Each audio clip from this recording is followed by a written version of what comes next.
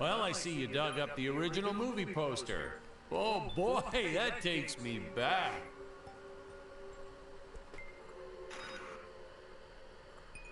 I can never figure out all these DVD options. I tell you, watching movies has become complicated. The pause button, I know that one.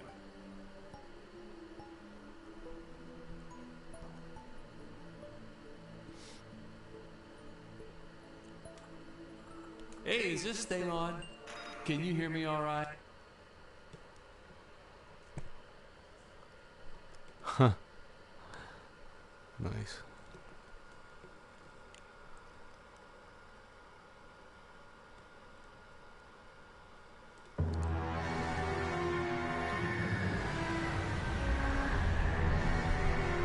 Hello, Dan Smith here. I directed this film back in, well, it feels like a century ago. Yeah. The studio asked me to provide a commentary track for the DVD release. And wham! Straight into the action. No fluff or anything. That's what we did back then. Crash-landed ship. Out pops our hero, the fearless Dick Starspeed.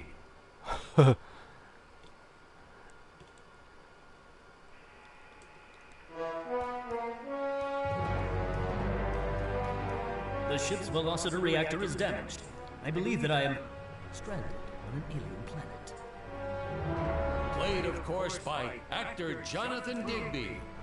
Went on to some minor roles after this. Such a shame. I thought from day one this guy's got leading man written all over his face.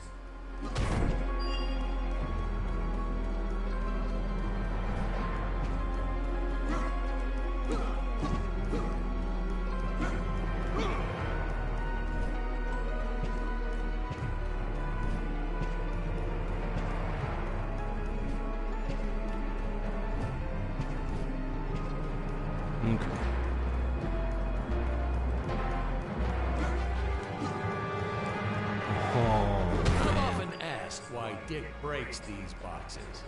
He actually ad-libbed it. I told Jonathan, always keep things exciting. Okay, this is pretty great. Greetings, citizens of Gravoria. I am Dick Starspeed, and I come in peace. Probably shouldn't have had Dick draw his weapon when he was talking about peas. Well, maybe one day we'll go back and CG it into a sandwich or something instead. Ha! Just kidding. And this is what people pay to see. A no-name middle-aged B-list actor duking it out with stuntmen in costumes. Such stunning choreography. Now the extras in those robot suits really knew how to take a punch. Oh, literally. I told Jonathan not to hold back. Give it all to him. Kick him in the nuts and bolts. And I know what you're thinking, but don't worry. We handled it responsibly. We made them all sign waivers not to sue for injuries.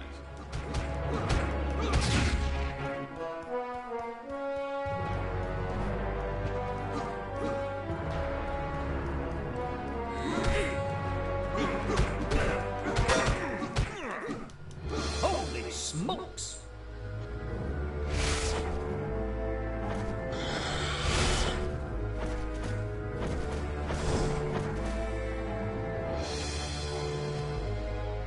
If I land squarely on that grain silo, I should survive this fall unscathed.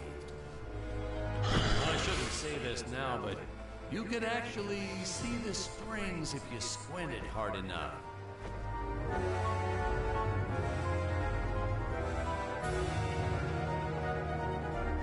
A screenwriting trick from back in the old days. You put a grain silo or some haystacks down and it solves all your gravity-related problems.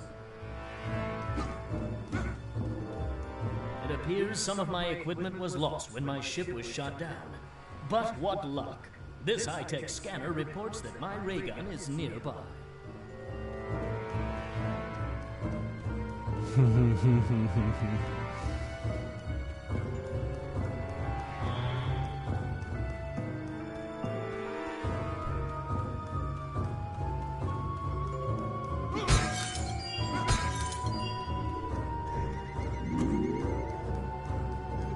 Silver cog.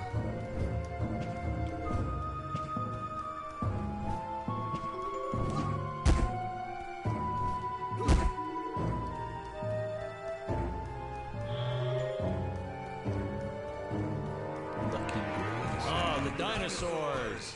You just don't see quality stop motion like this anymore, do you? Oh my gosh. Someone actually sat there and moved them, frame by frame. Today, it'd be done with computers, but where's the artistry in that?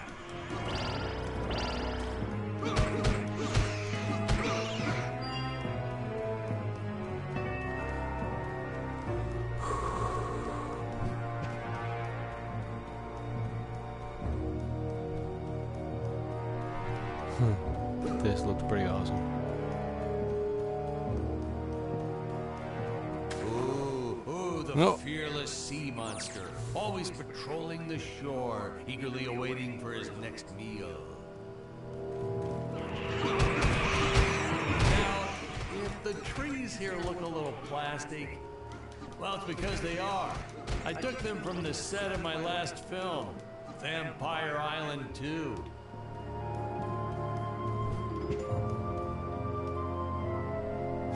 What's going on there? Oh, look. Ray gun.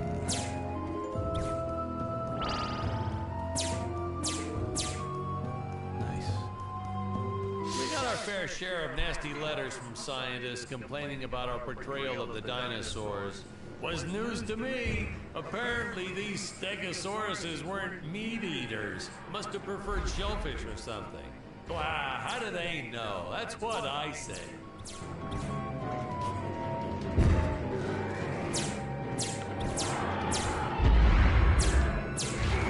Oh.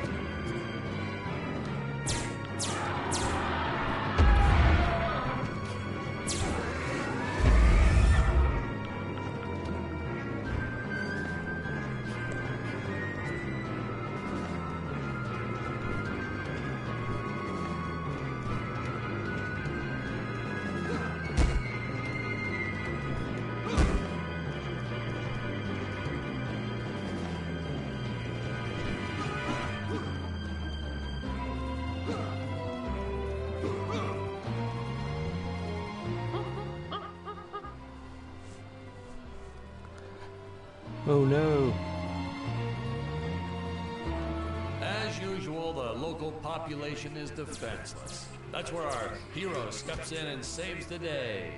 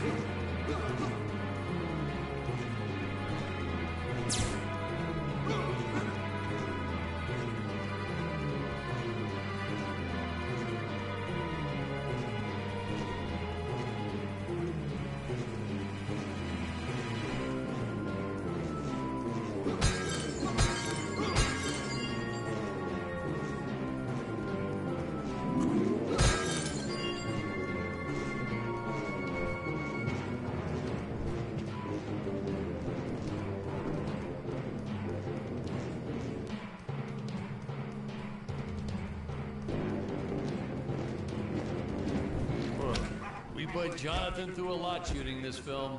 He wasn't the best actor, especially when reacting to getting hit. He's what you call a flincher. So I told the stuntman to really just go to town on him. It's the only way to get an honest performance sometimes.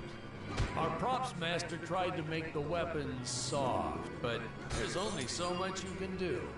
Lucky for us, Dick's entire body was covered in that spacesuit. That thing was a lifesaver when it came to hiding bruises.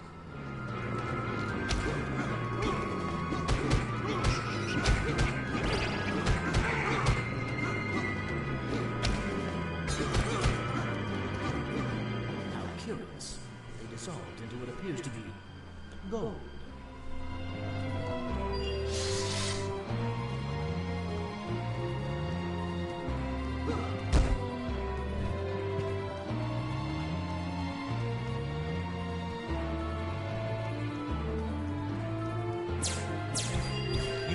the gold disappears when Dick touches it.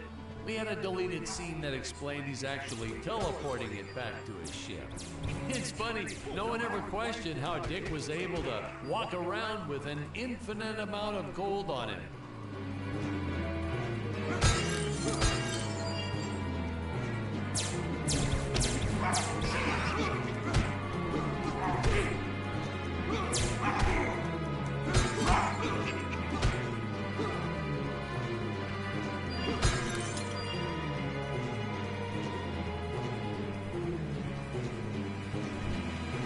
Redo these shots.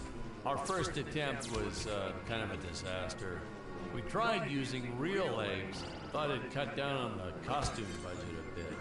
But have you ever tried working with apes? They are the worst actors ever.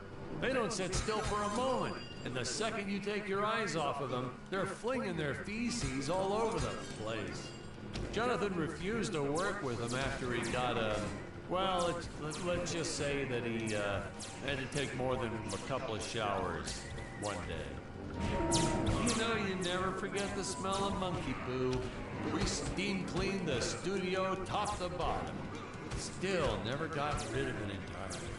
All through the rest of the shot, we kept finding those little surprises hiding inside various props. Boy, were those the days.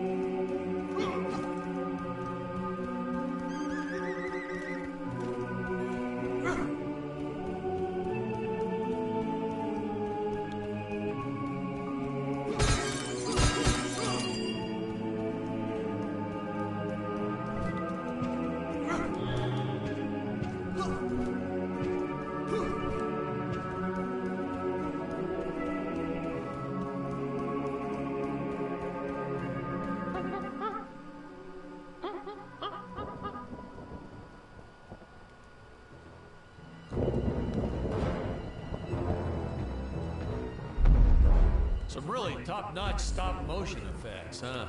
Unfortunately, we skimped on the Dick Starspeed puppet a little. The Earthman is not for you to eat, fiend!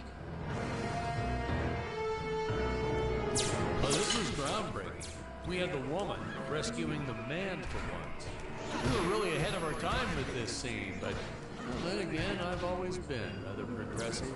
The studio exec didn't seem to get why it was such a big deal, though. Sorry, we don't see this as anything unusual.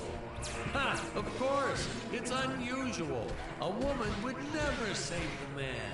It just doesn't happen. Not in the movies, not in real life. I don't know why we didn't get more recognition for this scene. I guess I was just a little too ahead of my time.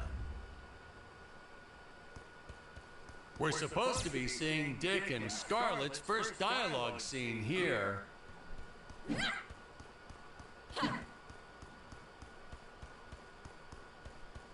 Thank you for saving me, strange woman.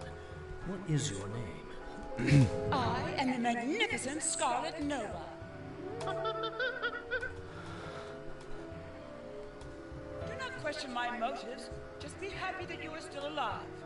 I must speak with my father at once. I shall teleport to his chambers.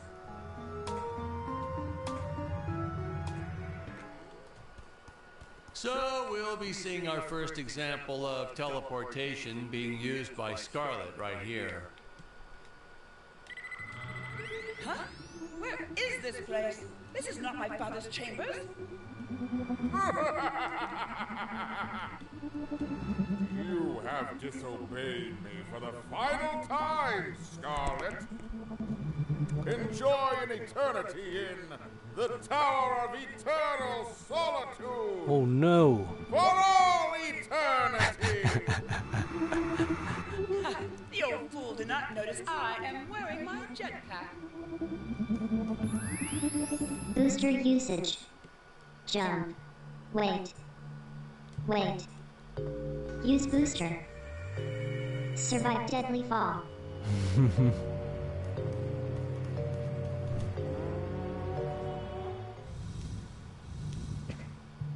Nice. Ooh.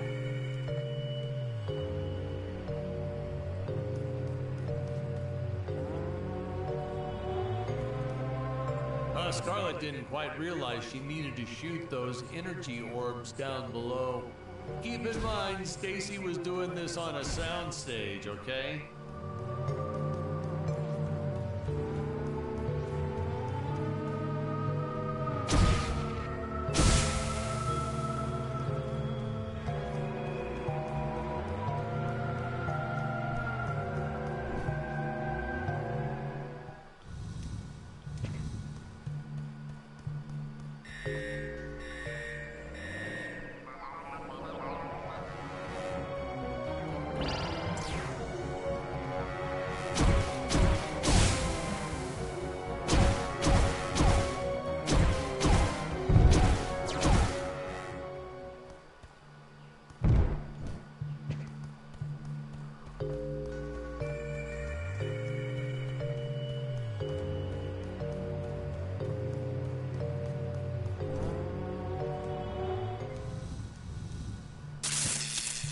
The energy imps. Such a neat effect. We had to paint each movement frame by frame and superimpose it into live footage. We were pulling all-nighters for weeks. Well, when I said we, I meant the artists. I'm pretty much useless if I don't get a solid 10 hours a night. But they were at it forever. They had to redo it all because I accidentally told them red instead of blue the first time. Artists.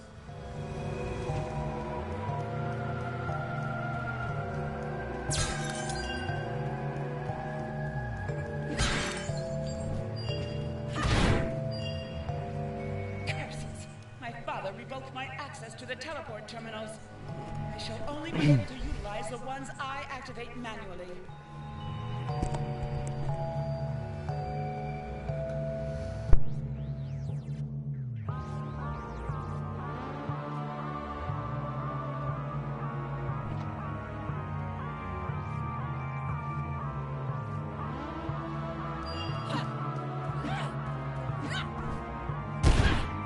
Man, some of these shots are dragging on longer than I remembered.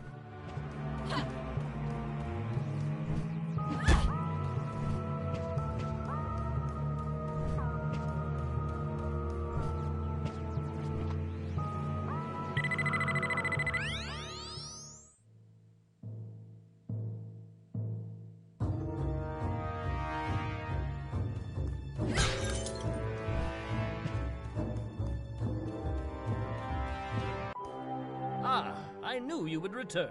Puny Earthman, you shall help me overthrow the Emperor. Why would you turn against your own father?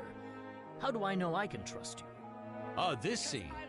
This is practically Shakespeare in outer space. Just as the entire planet does.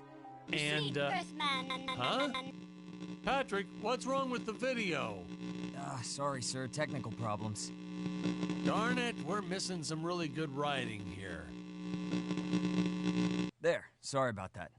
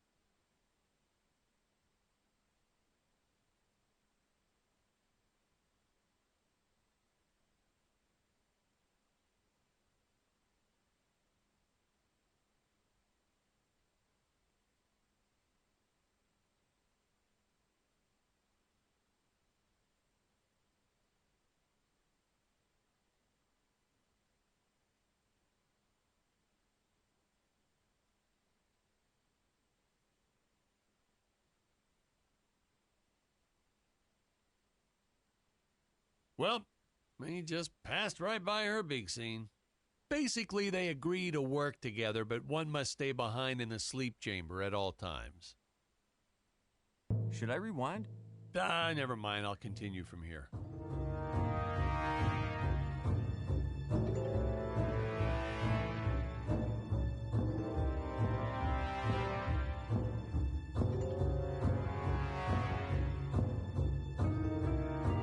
I was trying to push a new style of filmmaking.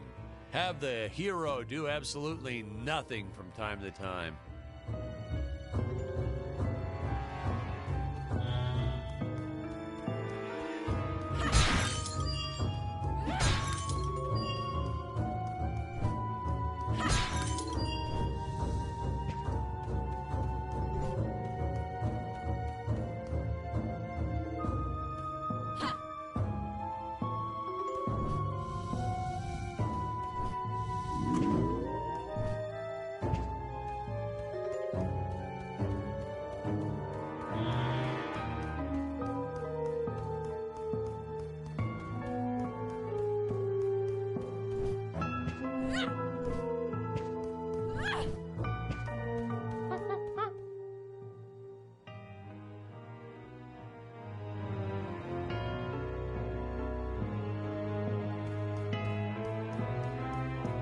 Right from the start, our budget was a little tight, even by standards back then.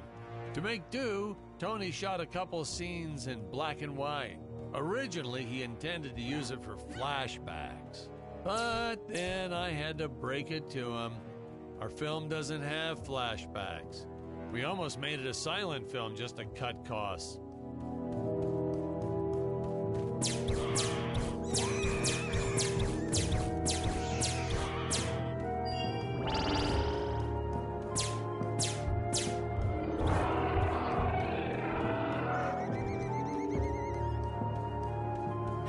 I felt it was an absolute necessity we have a T-Rex in this film, but we got this Serato thing instead. Of course, I went through the whole production thinking it was a T-Rex because, really, who can tell the difference anyway?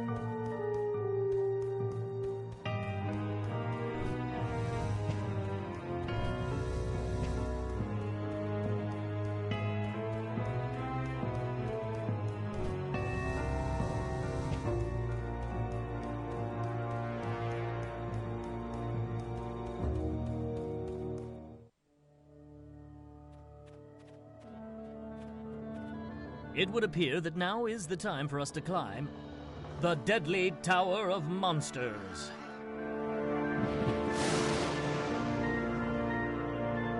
Good screenwriting 101. Always announce the title within the film itself. How else are you going to let the audience know your heroes really mean business? Now, that weapon, it's just an electric shaver, but you know, I bet you'd never guess it was, would you?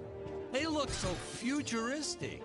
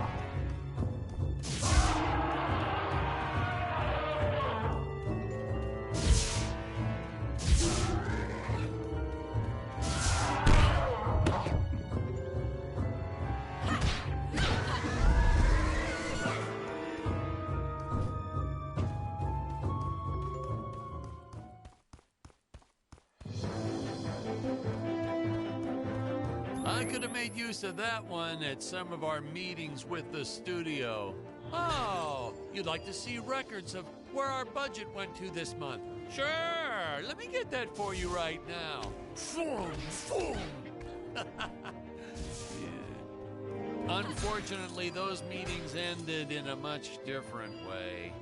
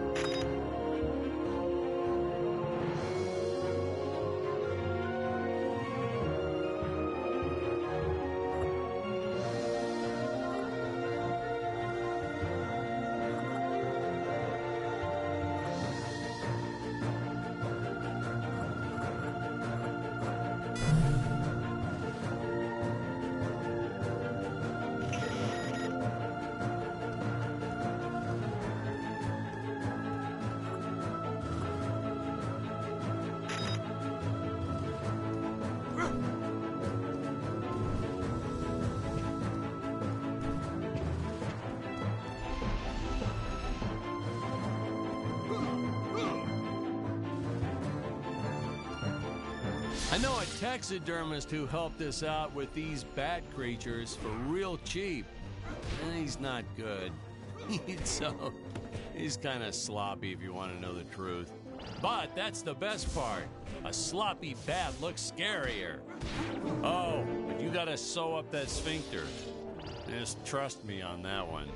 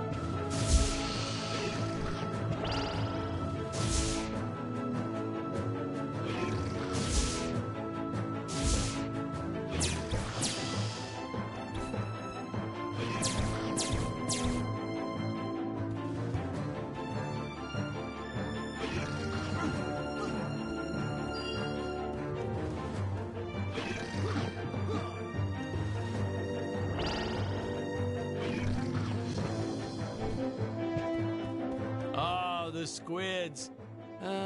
Some board member had these nephews who really wanted to be in the films. They made me cast them as squids. Whatever happened to artistic integrity? If you're going to cast a role not on merit, at least let it be a hot female role.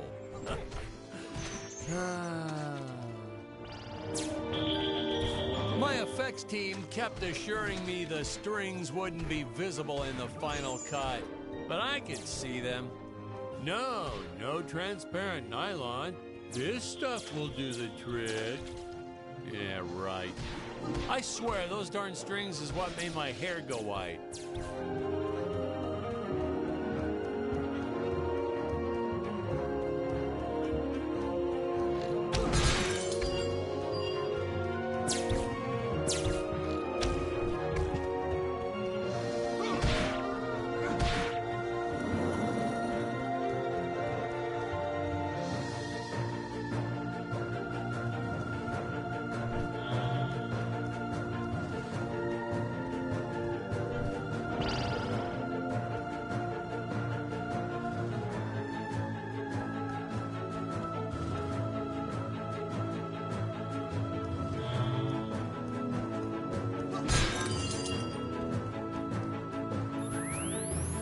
Teleport usage.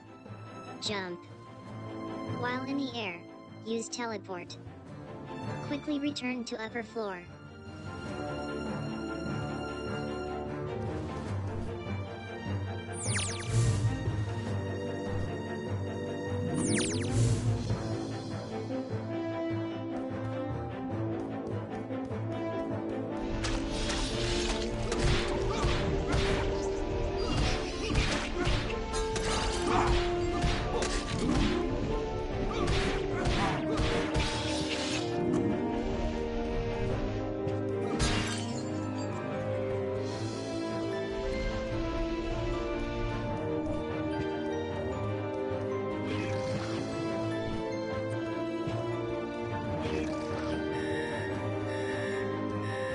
You don't want to miss a single minute of this scene. The nuclear ends. Hey, we need to remind the audience our heroes are climbing a tower. So I needed something that would stick to walls. Originally, we had these web-footed what-have-yous. Not very scary. And then I left some cake out in my trailer, and it was crawling with ants in the morning. And that's when it hit me. What is the most obnoxious thing in the world?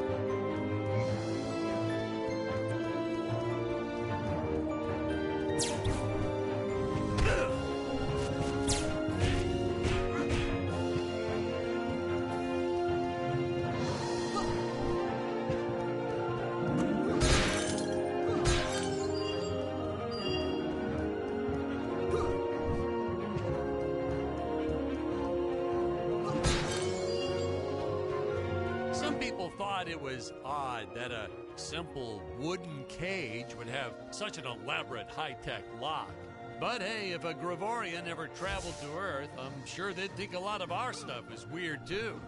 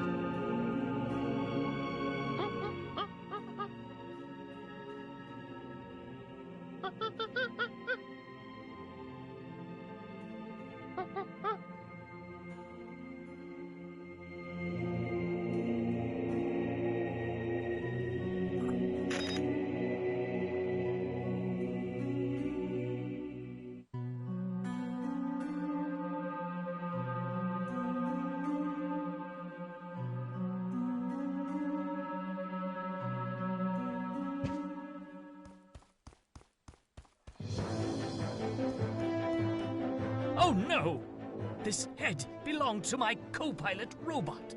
He was the most loyal companion in the galaxy. Dick. Malfunction. Dick. Malfunction. These Gravorians will pay dearly for this, my friend. Now, what's a space adventure film without a trusty robot sidekick, huh? Am I right? In the original draft, we had Dick and Scarlet team up with an alien from the planet's surface. You know the type, pointy ears, wise and emotionless. But then we came to our senses and realized that a giant tin can robot's way cooler. Besides, everybody was doing the alien thing back then. You know me, I'd rather be a trailblazer.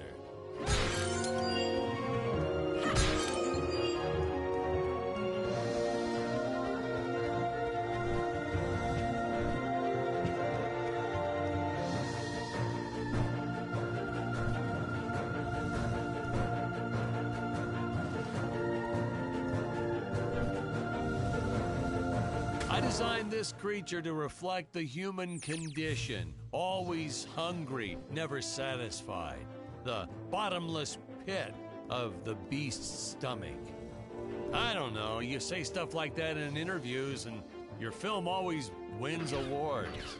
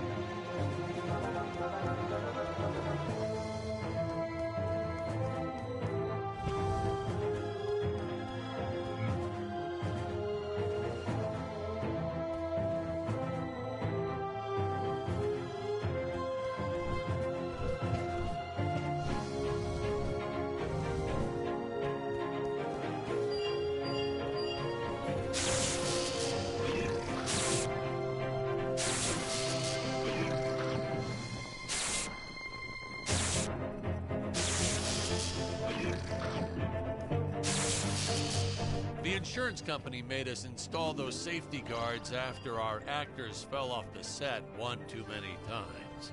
Granted, they kept falling off even with the rails, but thanks to how the contract was laid out, we were no longer liable for their injuries.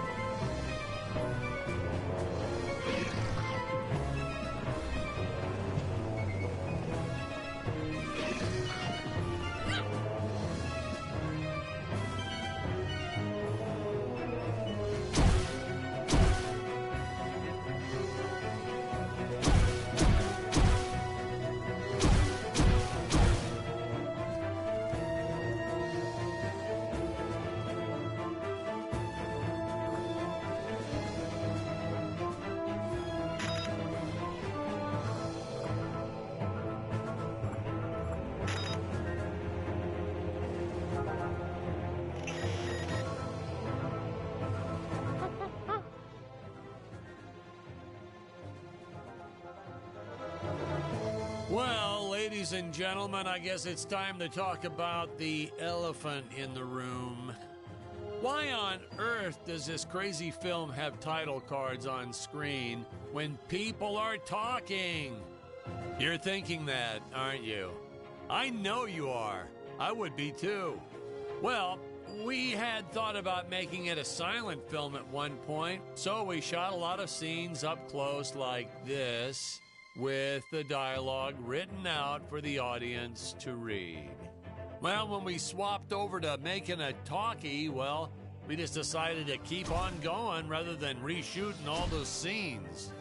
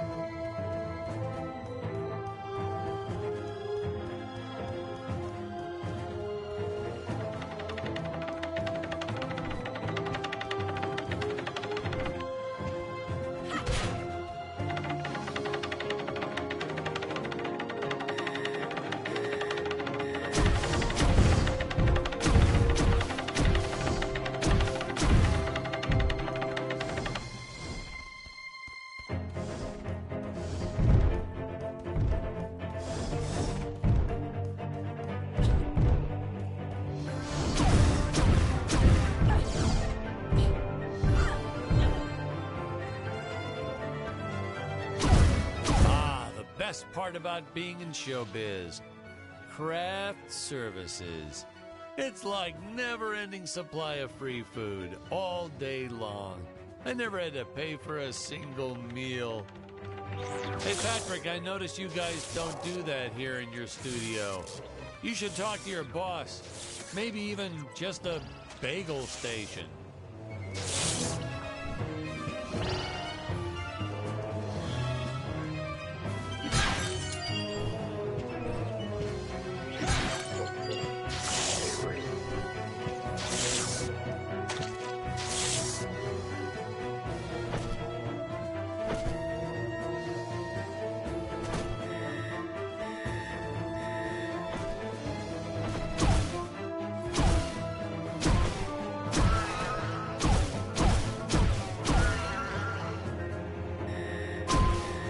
Nitpicking science community also complained about these Terra whatevers breathing fire, like there's fossil evidence of dinosaurs not ever shooting fireballs. It's not like I gave them neck frills or had them spit poison or anything ridiculous like that.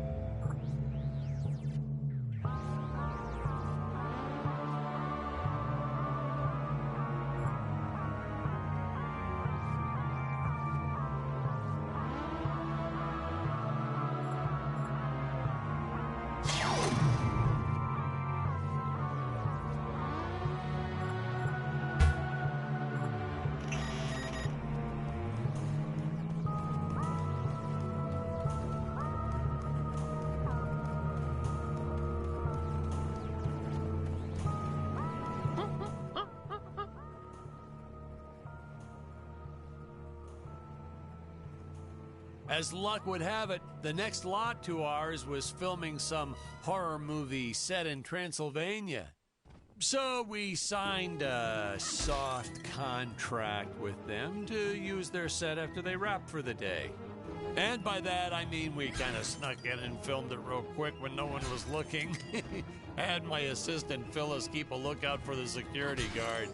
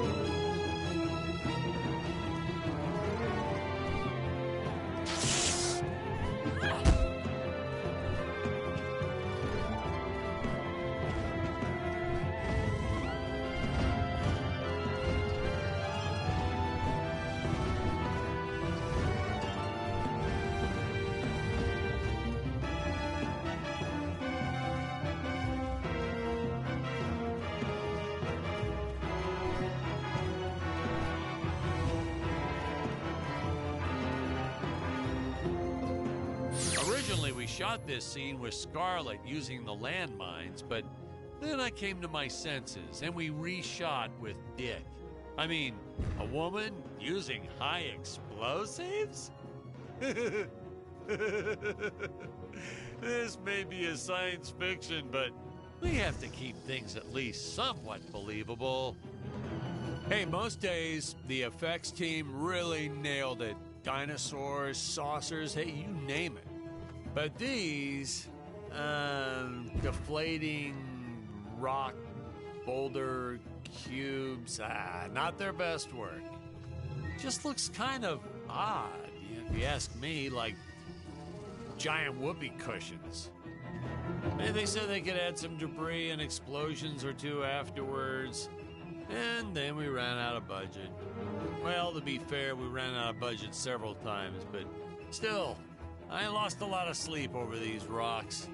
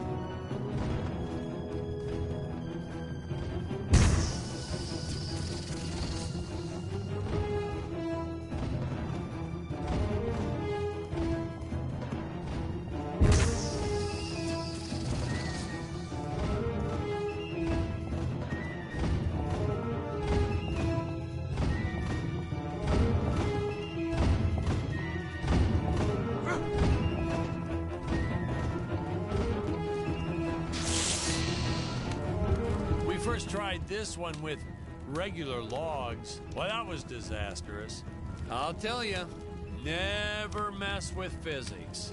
It was kind of, well, to be frank, it started out nice, but then,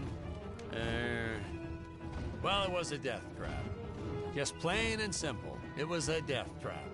Poor kid holding the boom almost broke his leg. Guess he played basketball in college or something, because he leaped right at the last second. Whew, crisis averted. My props guy wanted to swap them with some spongy material for safety, but I had a better idea. Let's set the logs on fire. Then the crew will be sure to be safe dealing with them.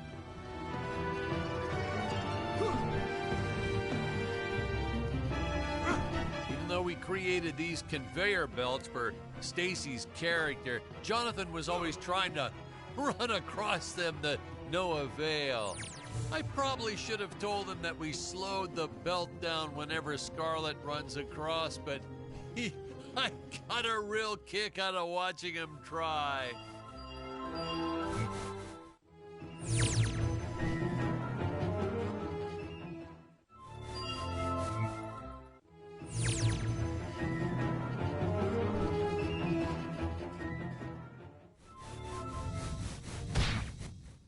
Hey, now what's going on? This isn't the right cut. Sorry, sir. These must be...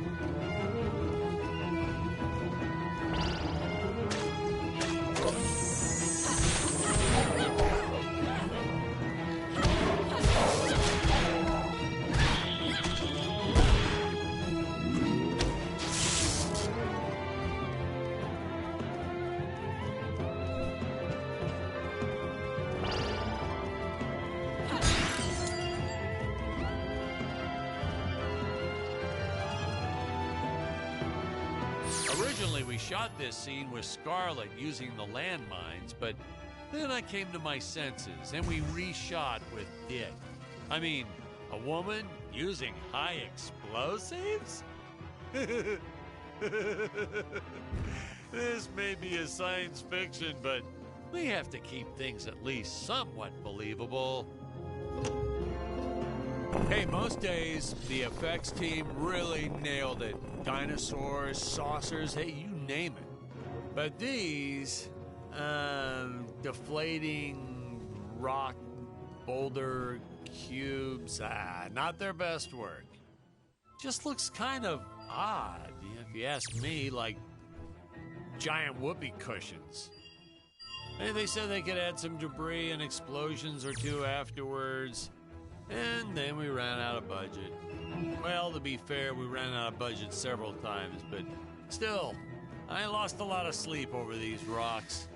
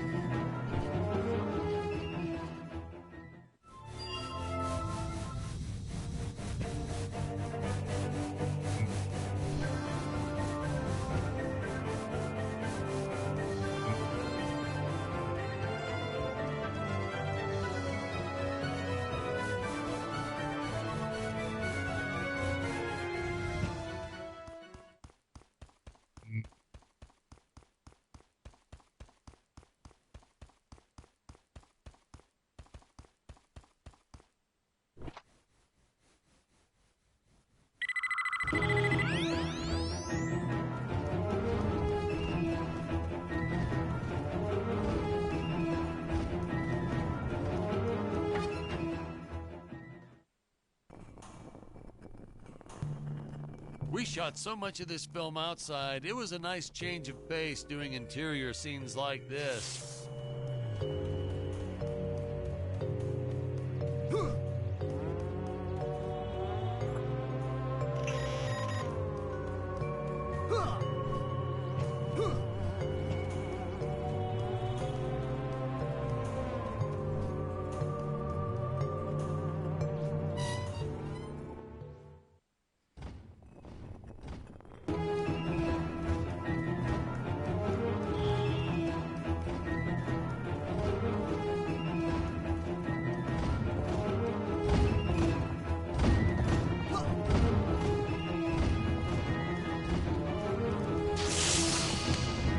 Tried this one with regular logs. Well, that was disastrous.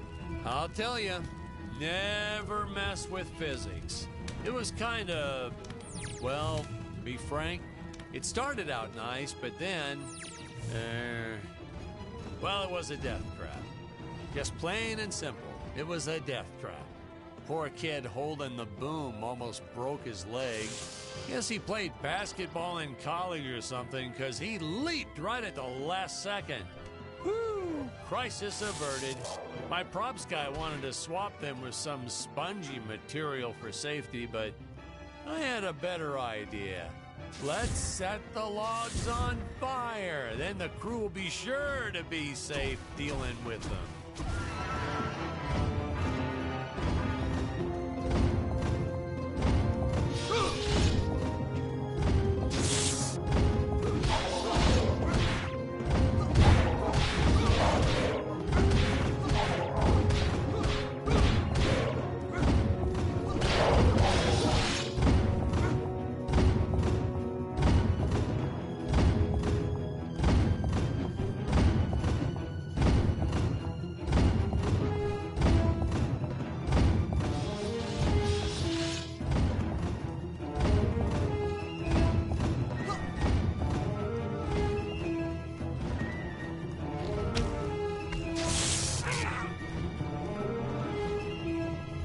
Say, you know what I was thinking?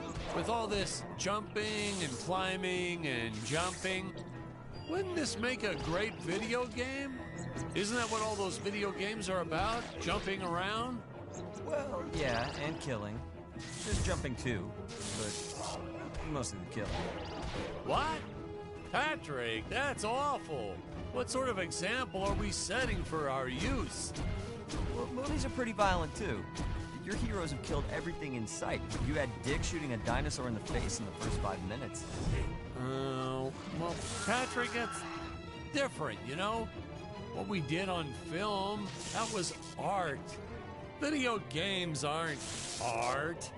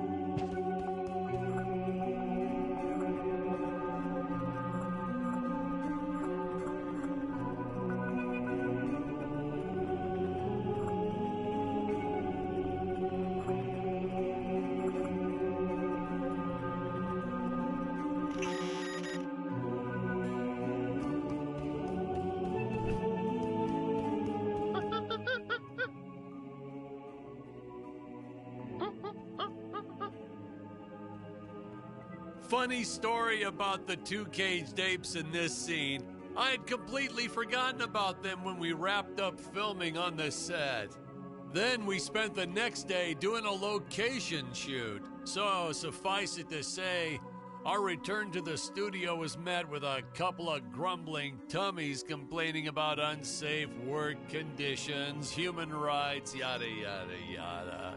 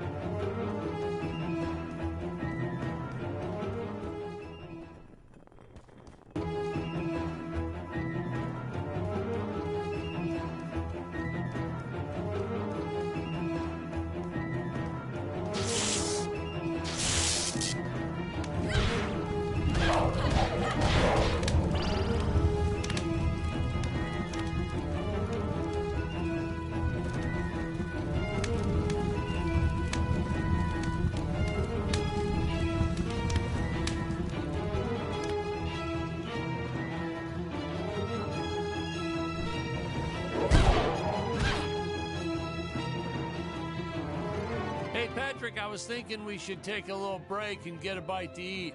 You like Chinese? I know a great takeout. Well, we're not scheduled for a break for another few hours. Nonsense. Hey, you have to try the shrimp. It's the absolute best, but Oh, hey, I feel like I should warn you. It gives me horrible gas. But that's okay, we're friends, right? Really, sir. Studio time costs a fortune. Let's just stay on schedule.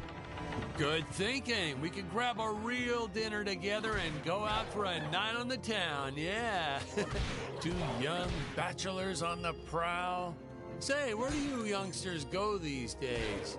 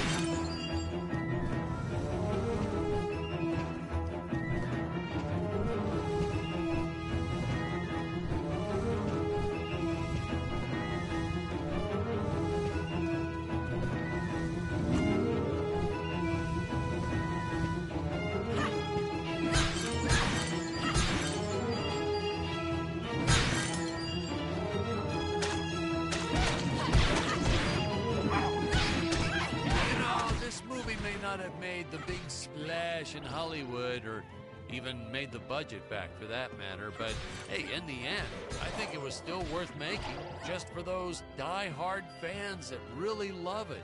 I attended a lot of sci-fi and movie cons, and to this day, I still see fans showing up dressed as aliens and apes and dinosaurs.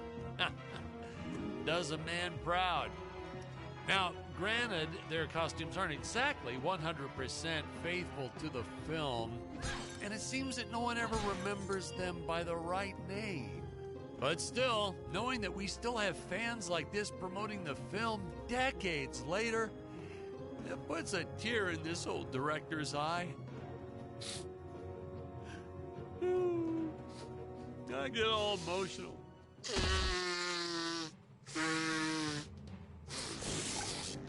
Okay.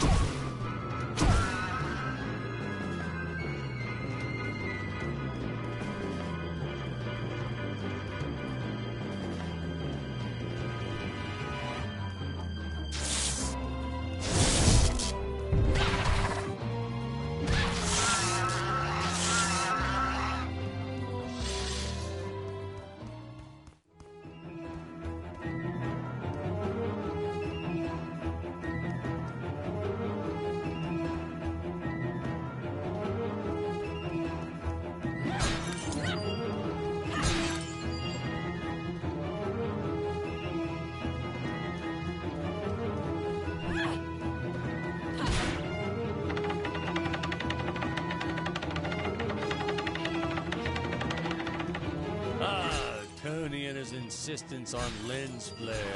I tell you, some days it felt like he was trying to be the director.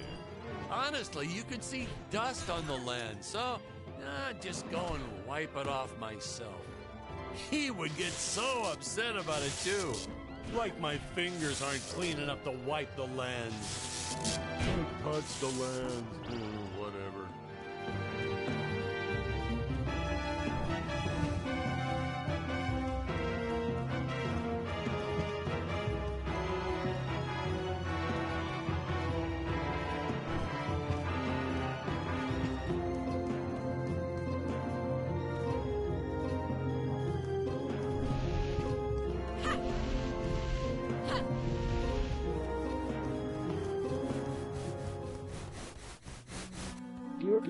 Danger. Human speed is not enough to pass through that fan. Chance of death 100%.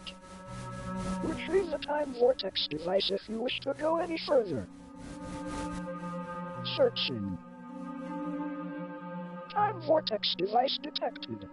Device in dangerous area. Nuclear amps everywhere.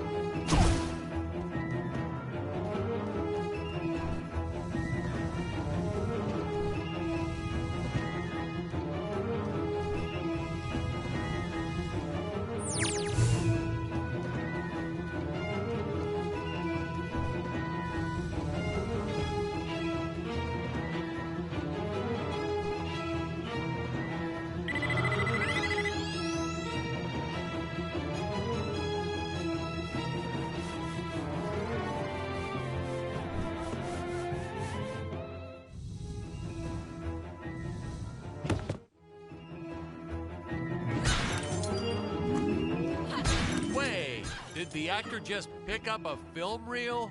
So that's what happened to all my missing footage. Oh, how did I ever let this make it into the final cut?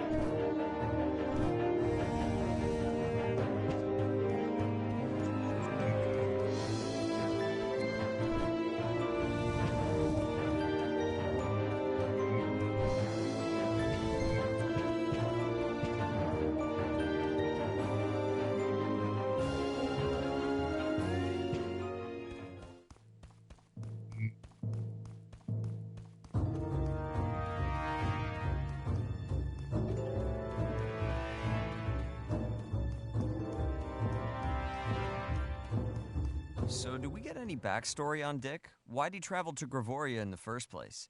Did he do any research before landing there? Did he have a specific mission in that region of space? Patrick, if you keep getting bogged down by the details, how will you ever learn to just sit back and appreciate the work of art for what it is?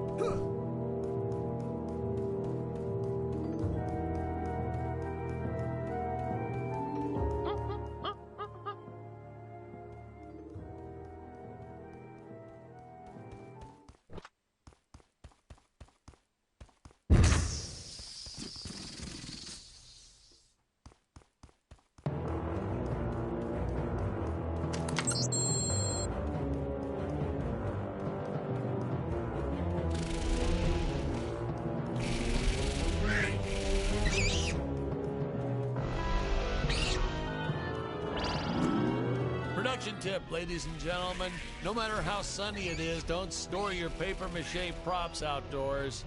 They will get rained on. It's the law in this town, like Occam's razor.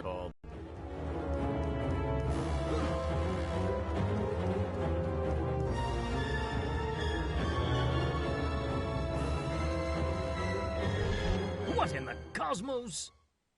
It's my co-pilot's body! I believe that I can repair him. Oh no! I am trapped!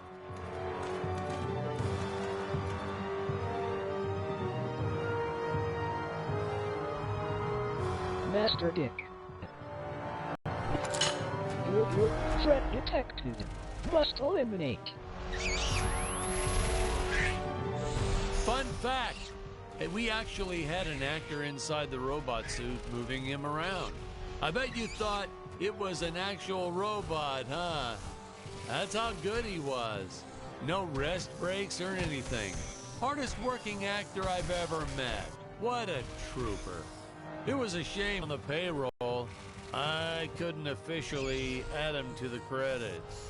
But still, what a trooper. Wish I had a dozen actors like him.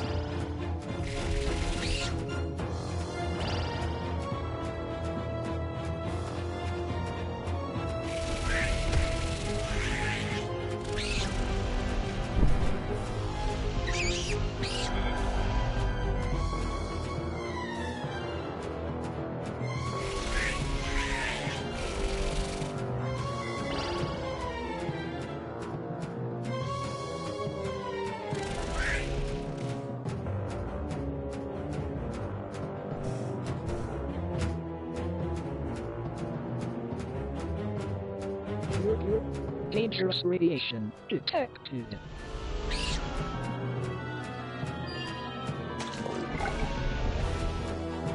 No, we didn't use the same material for the toxic waste as we did the slimes. I mean, why fake something when you have the real deal available? We found a place where people were just dumping the stuff away for free. I was hoping the crew members handling it might get some cool superpowers from it, but no, nothing like that.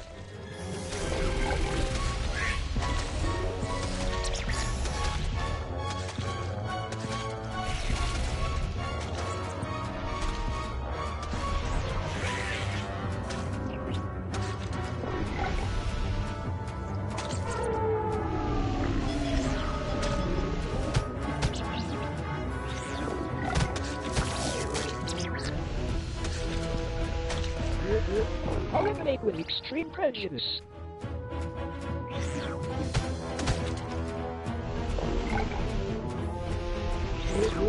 Alien slimes terminated.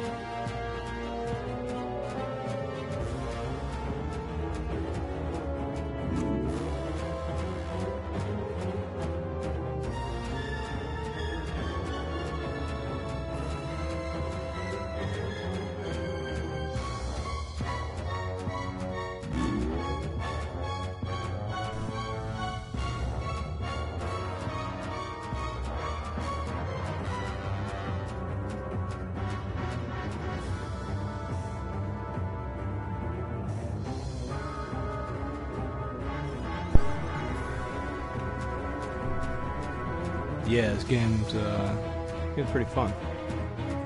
Pretty funny, too. I'm really enjoying it.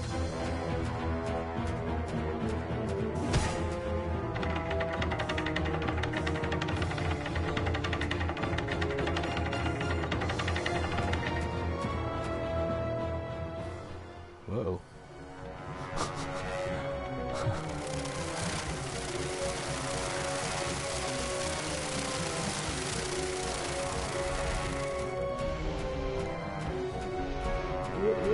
I will strike down upon thee with great vengeance and furious anger.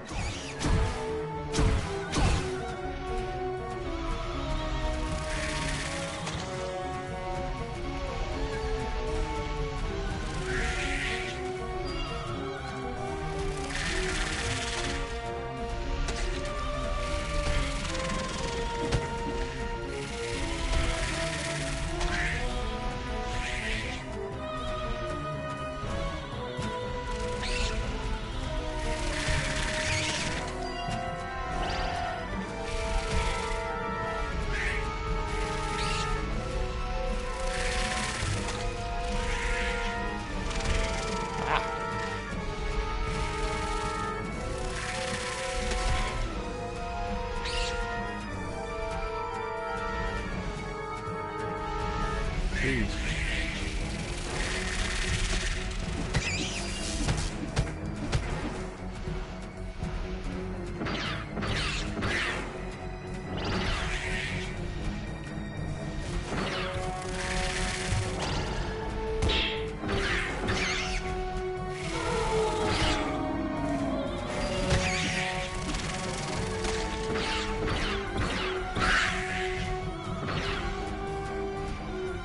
Oh, Robot, you're all right!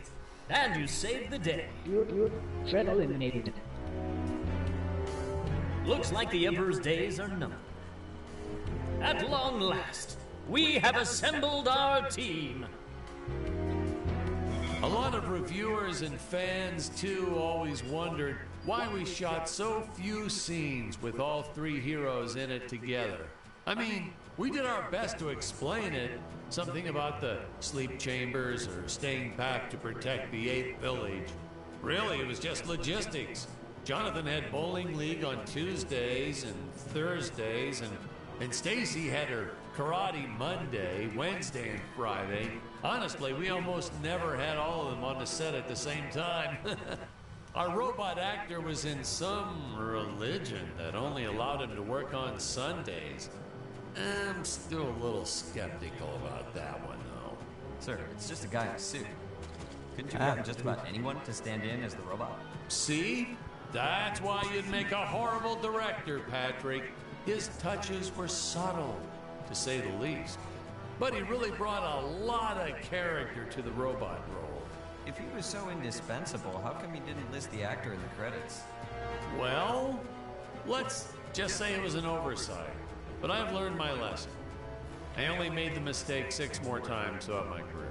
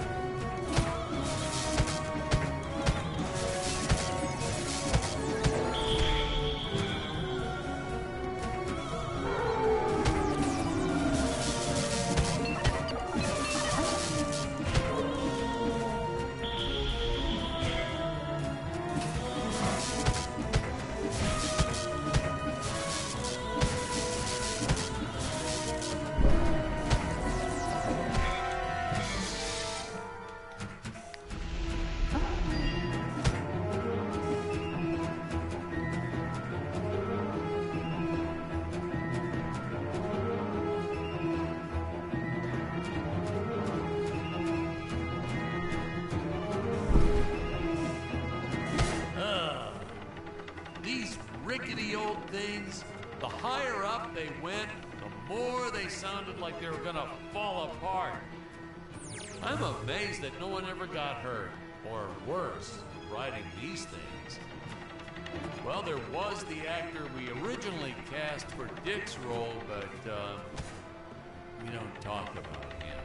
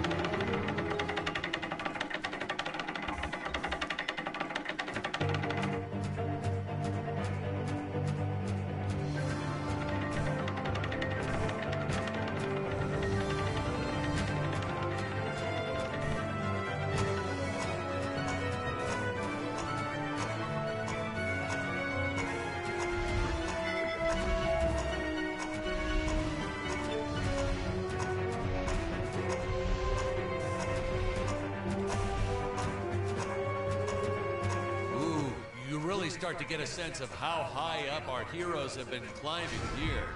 Reminds me of how the crew always used to comment on how high everyone was. Those jokers, they'd even say it when we were filming the grounded scene.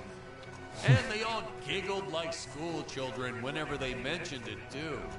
So I'd make sure to laugh even harder so they'd know I was in on the joke. Whatever it was.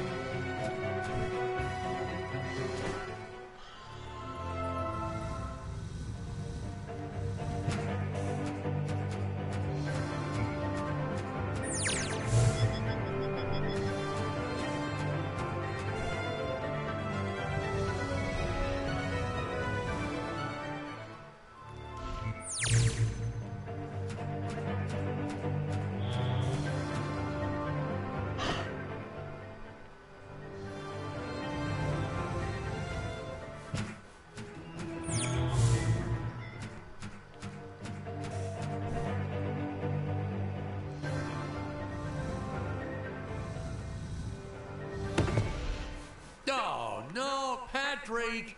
You got the wrong footage again. Dang it.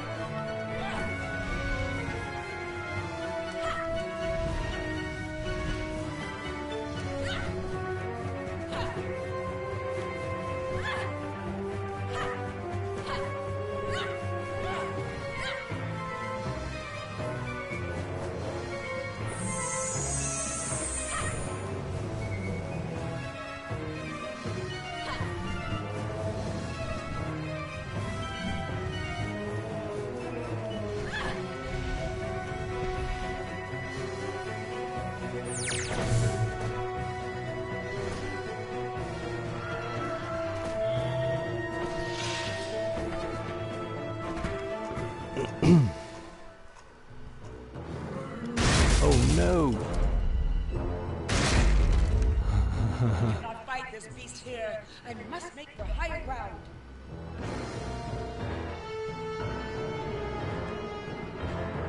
Oh boy.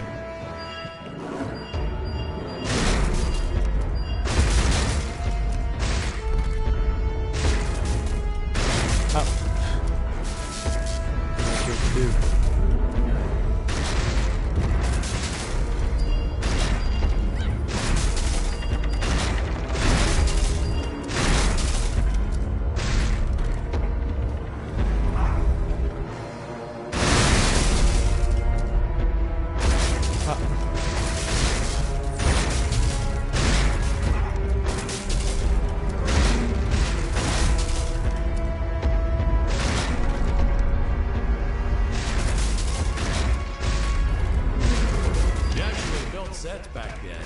Props, walls, you name it. Then, you moved bits and pieces around and created whole new scenes. We were efficient. I adopted that technique to my wardrobe, too. If you mixed and matched efficiently, you could get by for years on only a handful of shirts and underwear.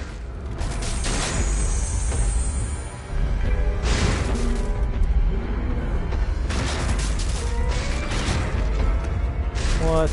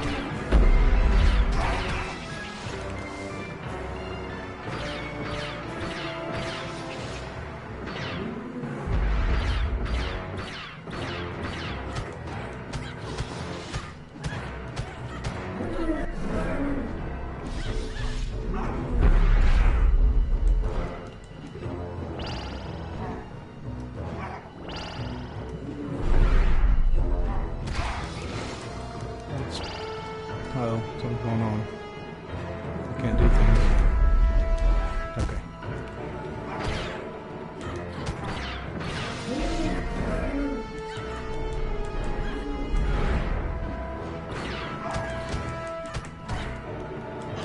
Oh, really?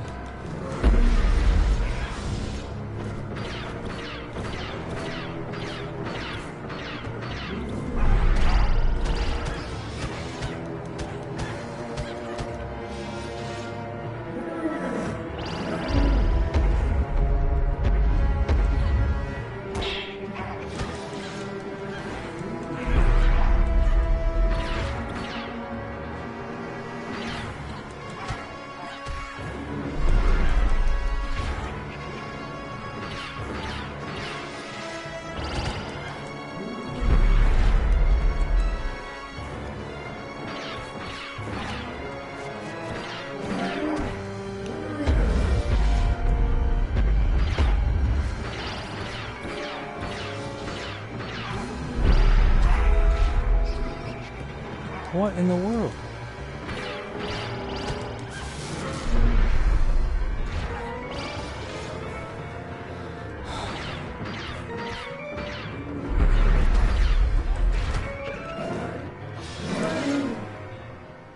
Okay.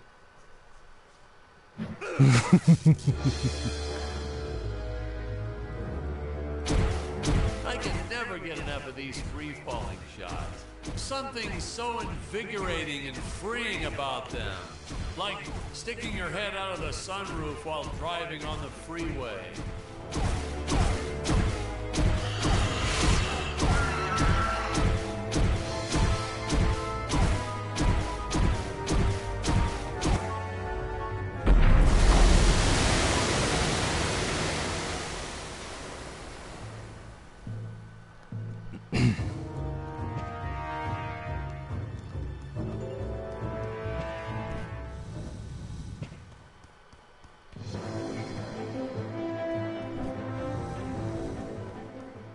Oh yeah, another sea monster shot.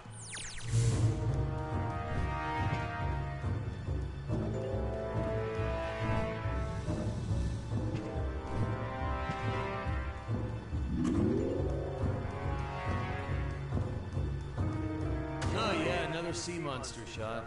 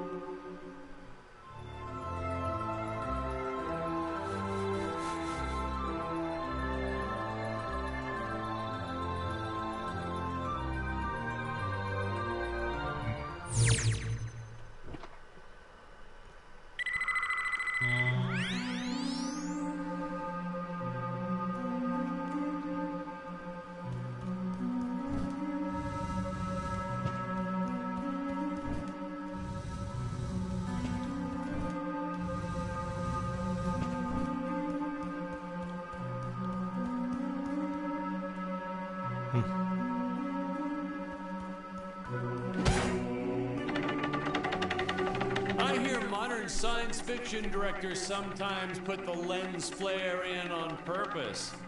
Why on earth? What's the next trend?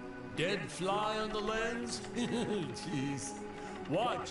You won't believe me, but you just watch. It'll happen. Some big shot will do it for one scene, and the following year, everyone will be doing it.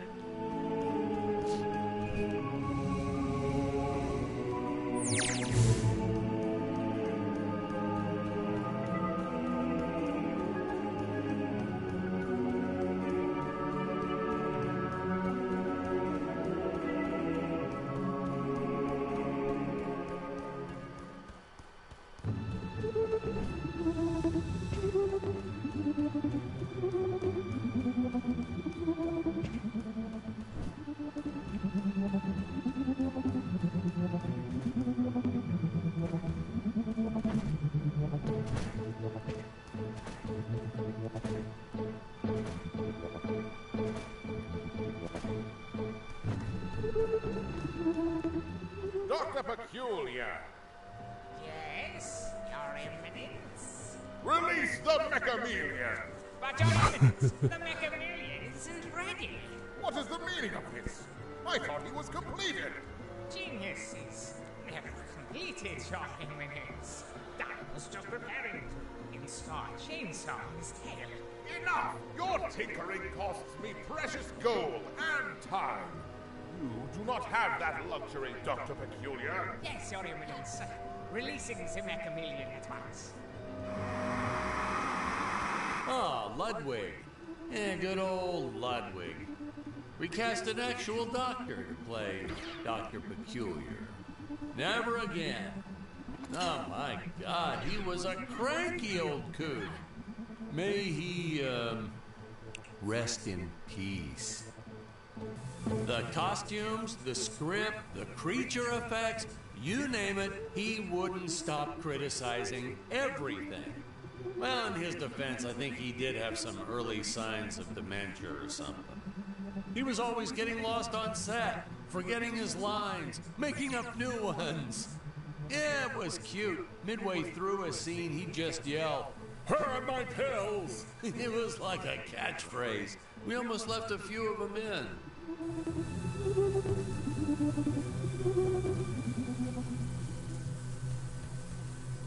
I have to say that the incredible job the animators did with the King Gorilla can only be outdone by their work in the Mechamelion. I'll leave further comments for later in the film, but this was truly an epic creation.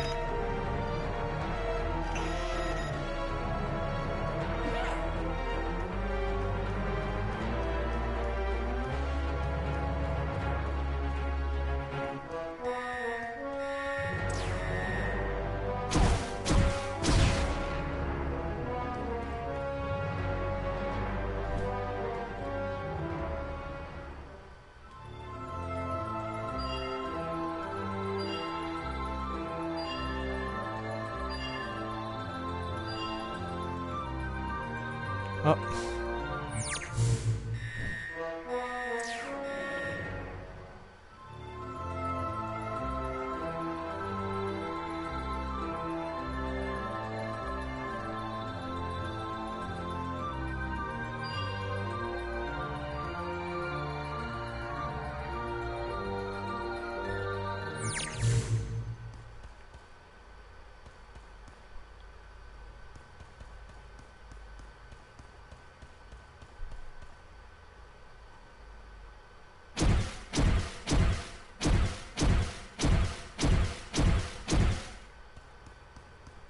What happened to the music?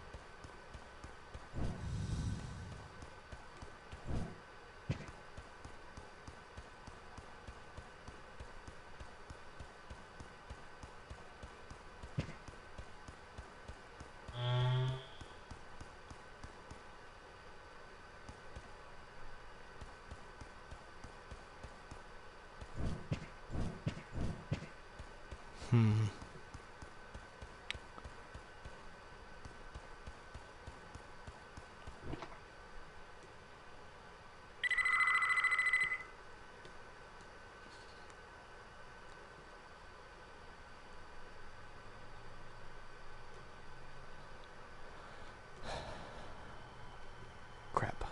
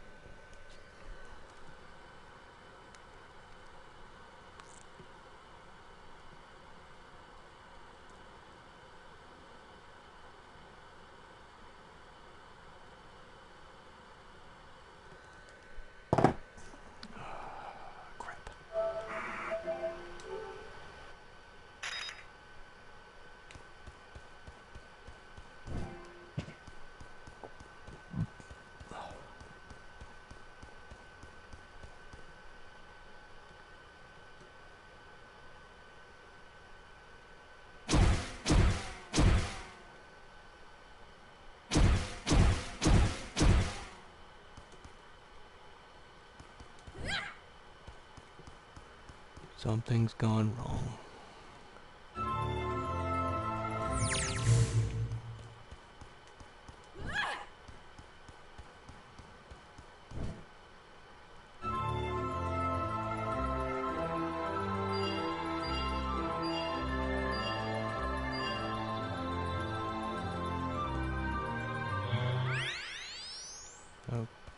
Okay. That was weird.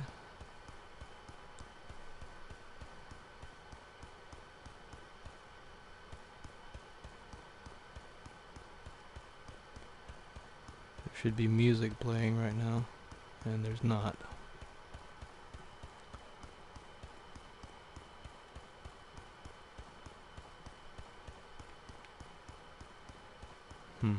Ah!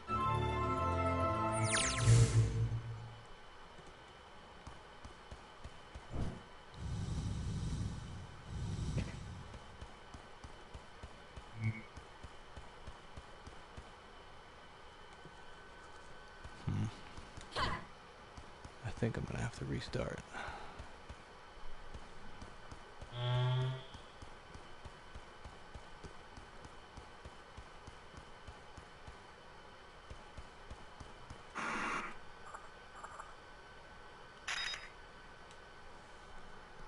See if this will do anything.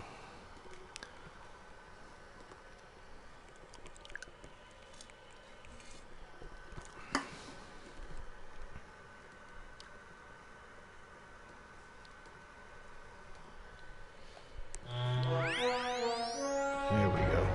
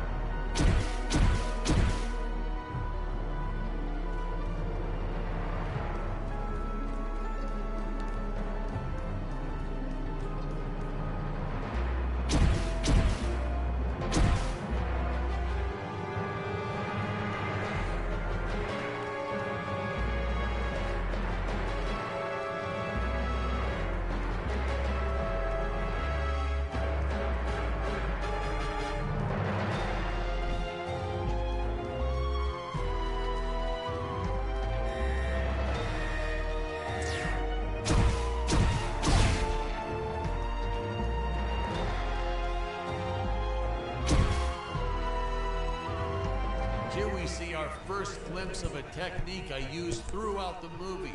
Want to make a big scary monster look even more menacing? Put it in a dome. Monster doesn't look scary enough already? Put it in a dome. Want the audience to know when a monster really means business? Put it in a dome.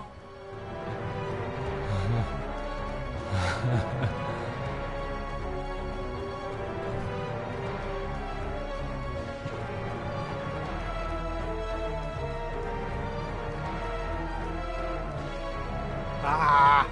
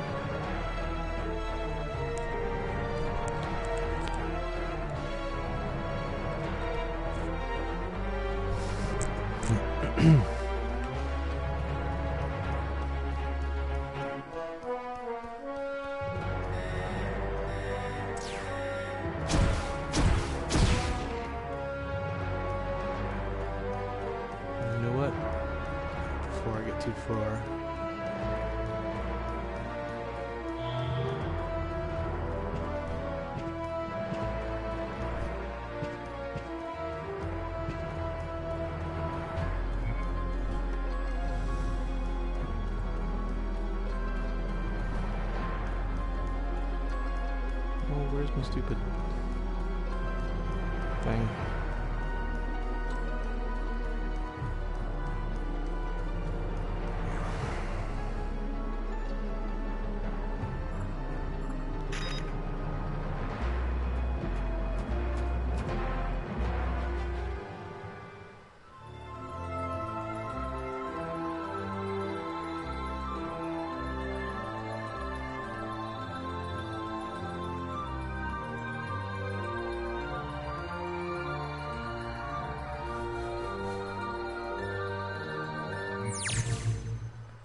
It's on the other side.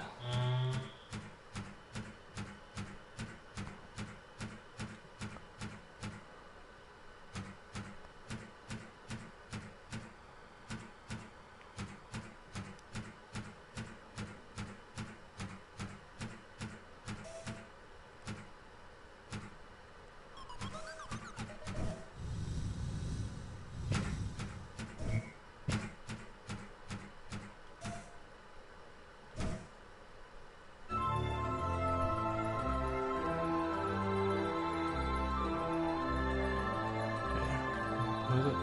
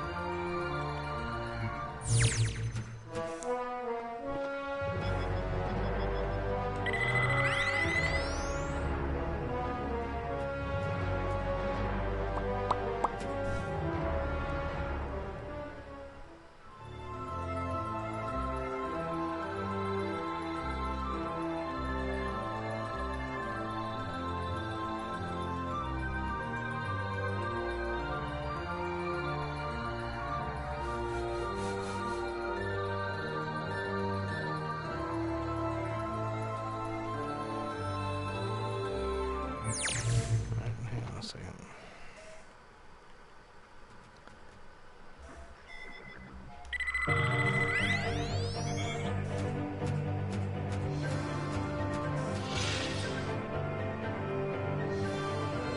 What is this thing?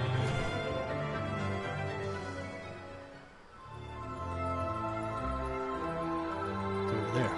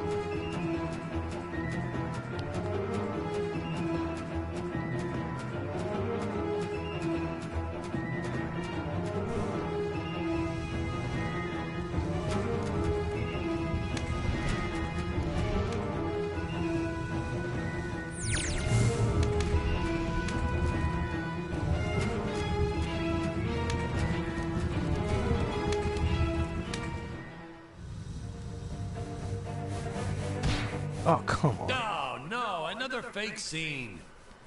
Maybe we...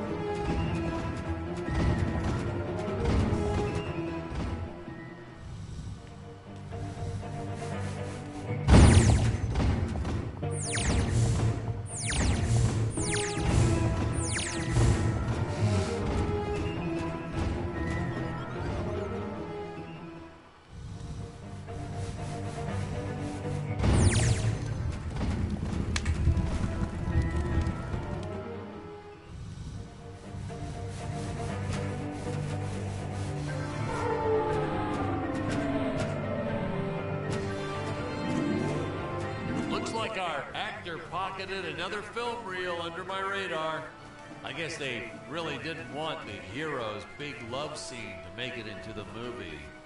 I mean, including Robot in, it wasn't that awkward.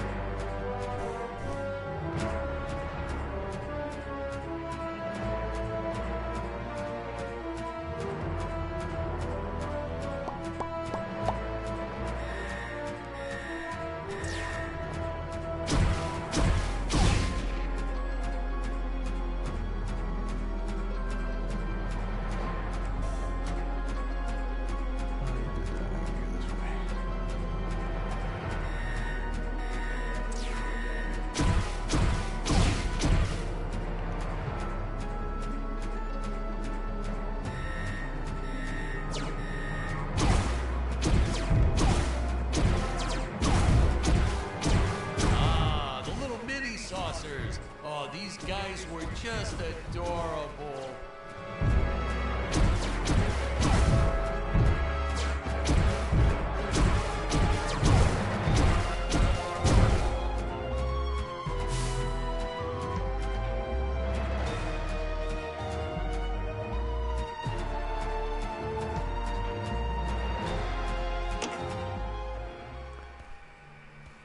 I was a huge fan of the old classic movie, The Flea from 1958.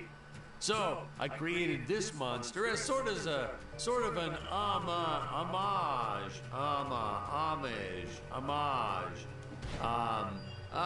in respect to that film. I have the darndest time with that word, homage. Man, oh man, that whip. We probably should have invested in some training courses so the actors knew how to properly handle it, but instead we just let them flail it around wildly. You know that saying, it's all fun and games until someone loses an eye? That's true. And that's the story of why the Emperor wears that metal monitor. Greg was a real trooper about it, though. Didn't even seem fazed that he'd have to wear an eye patch for the rest of his life. I think he went on to do some pirate-themed promotions at his used car lot once we wrapped up production.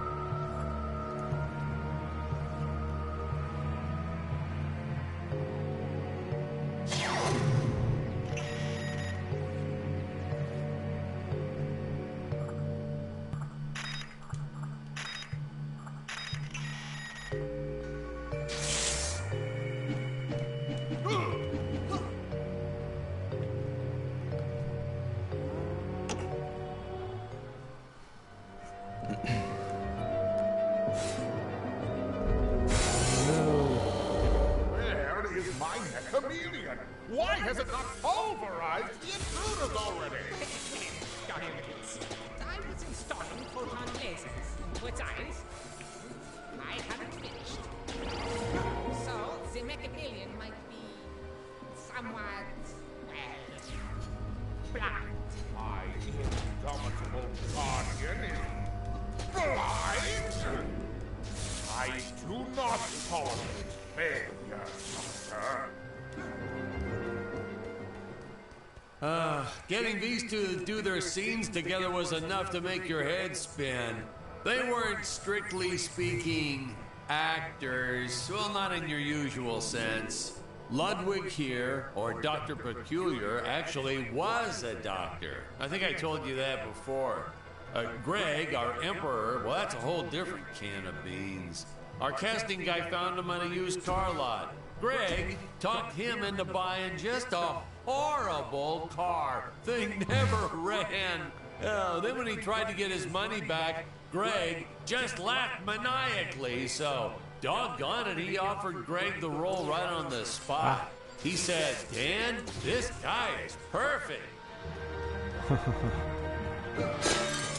We were running out of extras and clay sculptures, but we needed more monsters. Oh, please, more monsters. So we had this brilliant idea. If you stick a puppy inside an old vacuum cleaner, wham, instant monster. Throwing a string of Christmas lights and it's camera ready in 5 minutes. And that had to be some kind of world record or something. Fun fact, boys and girls, cinematographers don't like it when you use their dog without asking permission first. But hey, to that I say, what goes around comes around. Little Buster here ruins so many shots barking all day long. You don't want me to grab your dog and cover him in Christmas lights? Well, don't bring him to work.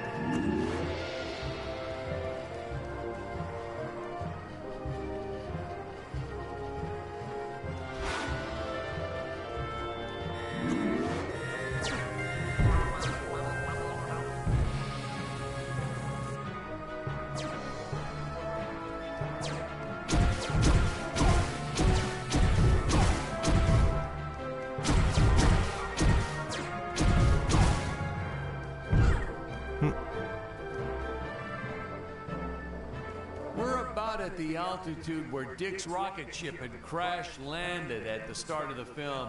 When I think back about all the work we did, building this darn tower and making models and costumes and sets and props, and then trying to keep it all straight during filming and not getting anything all mixed up. It's exhausting. Just thinking back on it is exhausting. I wish I could tell my younger self to just direct romantic comedies. It's the only way you'll get a good night's sleep.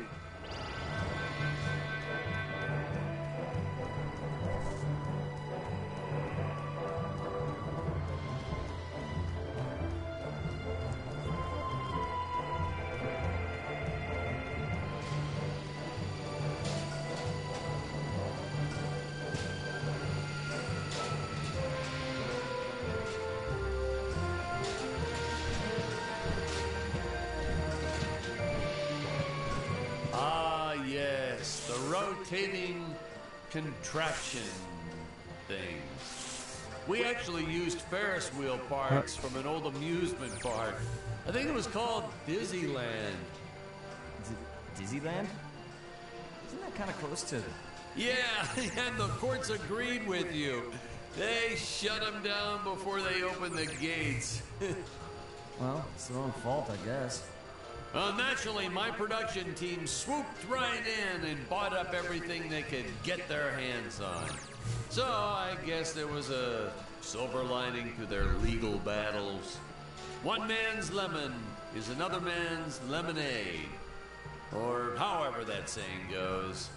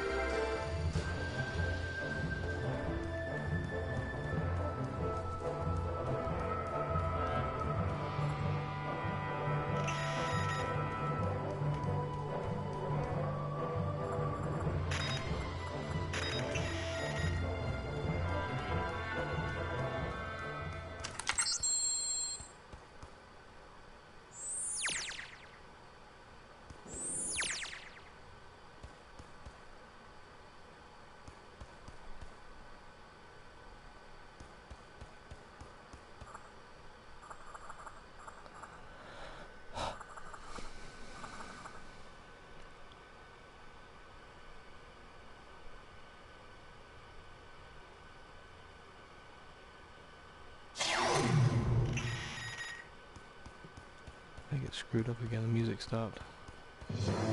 Oh.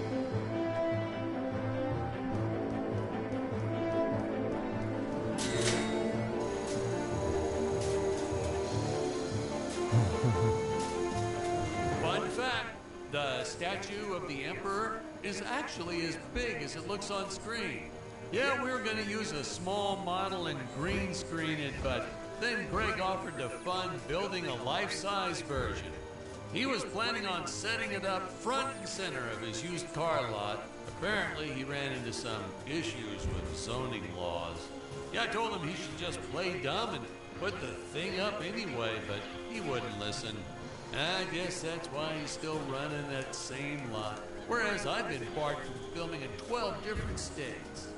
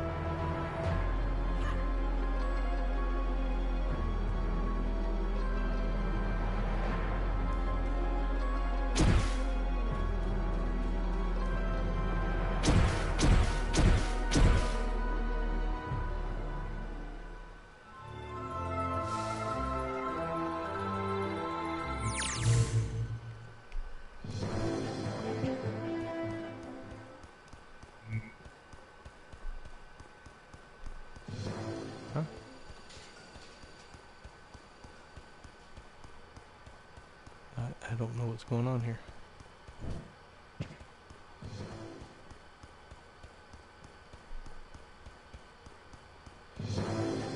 If I told you how much gold paint we used on these darn sets, you wouldn't believe me. We were originally trying to decorate this whole set in precious stones. I wanted that sparkling effect, but then my props guy shook his head. I've learned that when he shakes his head, it's best to go with Plan B. Unfortunately, Plan B meant a cement mixer filled with gold paint. It was so much hard work, even I had to finally roll up my sleeves, dive in, and call some interns from the community college. Man, there is nothing college kids won't do for free pizza.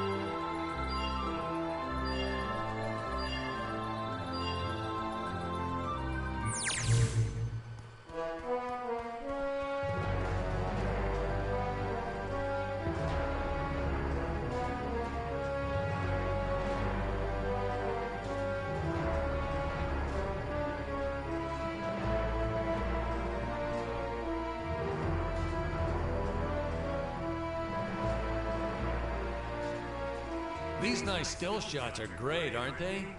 Just hold still, leave the camera way back like that, admire the music and the set pieces.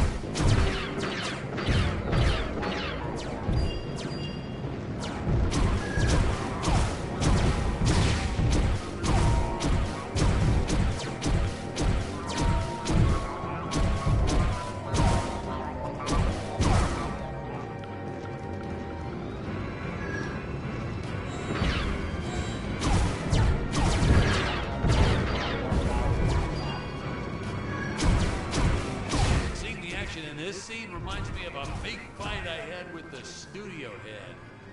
Word to the wise, when the guy funding your movie offers you a suggestion, stupidest idea ever is a phrase you should shy away from.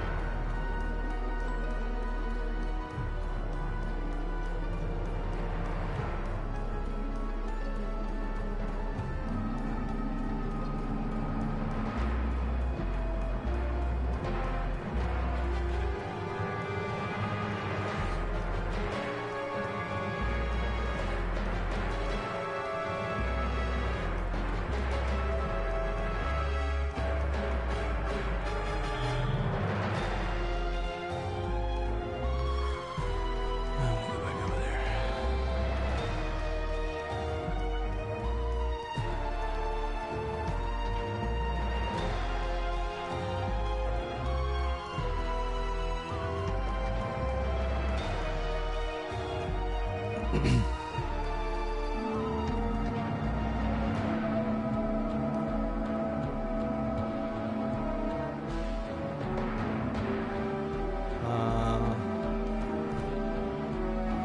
actually, I don't know.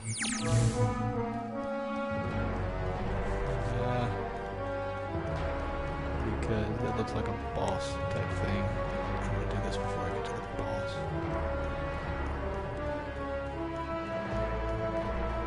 Whatever this is.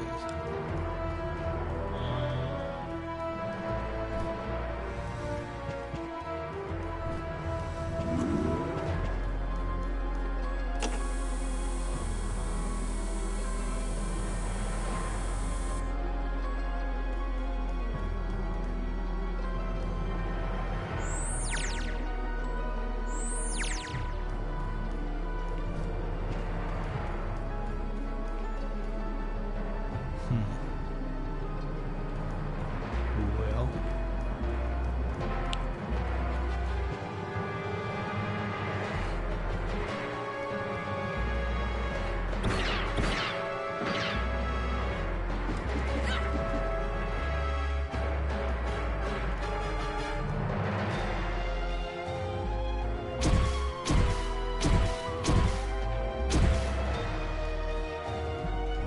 Okay. Whoa. Oh.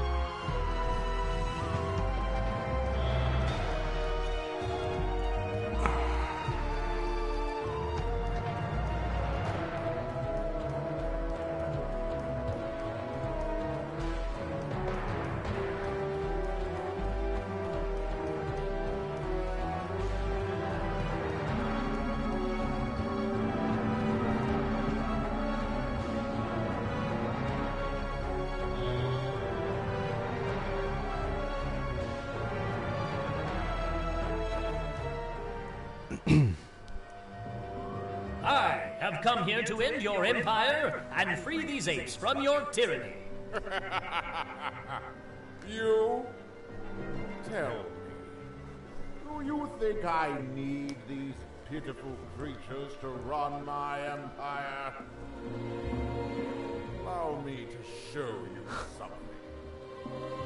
As you can see, I do not need those darn dirty apes.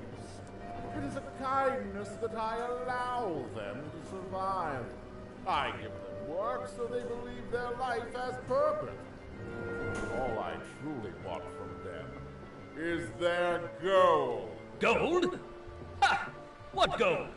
Have you not seen the result of Gravoria's planet-wide radiation? When living beings die, their bodies are transmuted into solid gold. The apes are useless. I send my minions to harvest more gold for my empire. You are a cruel, heartless monster. Perhaps. Perhaps.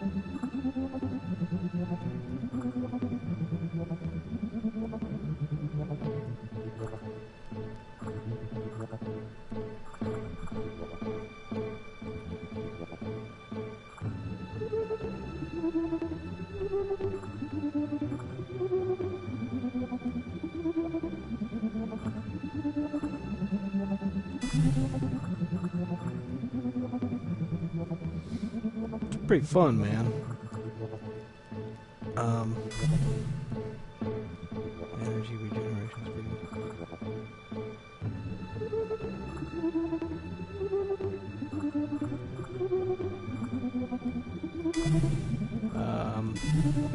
Yeah, it's pretty fun and funny too. Like it's a It's like you're watching a movie with the director doing the DVD commentary.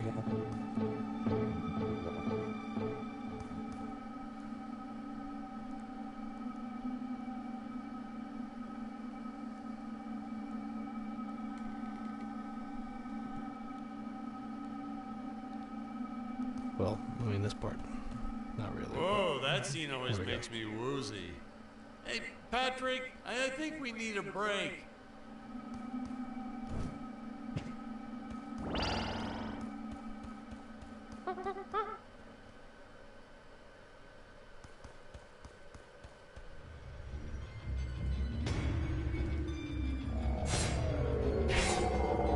Oh gosh.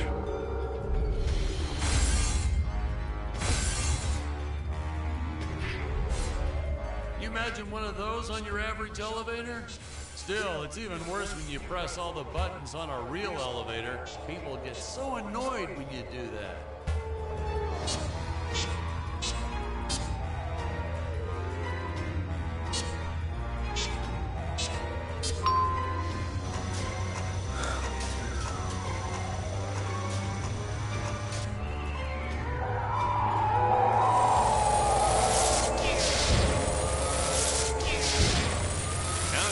Just click, click, and make all this in 3D with those computers or something. But no computers here. No, heck no. I still don't know how to work one of those damn contraptions.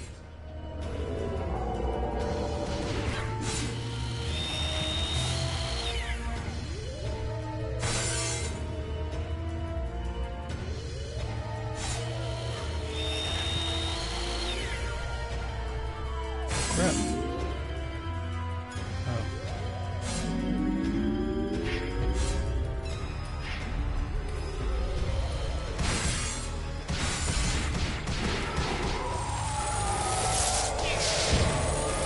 Jeez.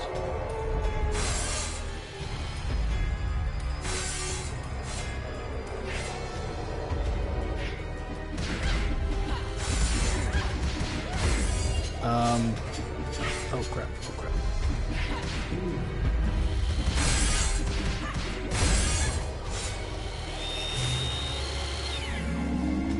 I forgot the name of it. Something Tower of Monsters.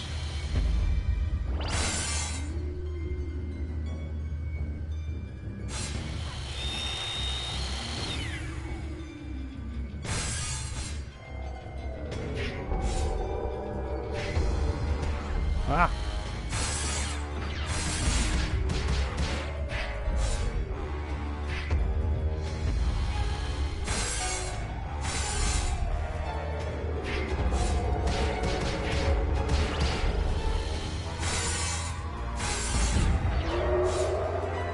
Set construction 101. To make it look nice, you gotta make it look shiny. That's the secret ingredient, you know.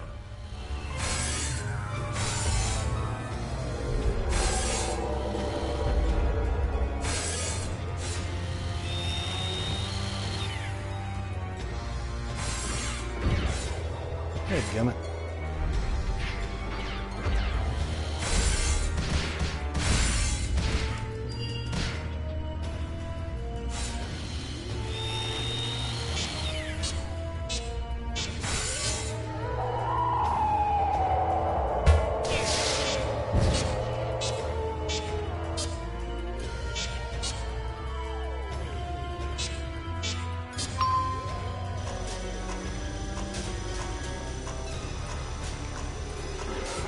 We had 14 production babies while making this movie. One of them was even named after one of the characters, Maximilian J. Peters.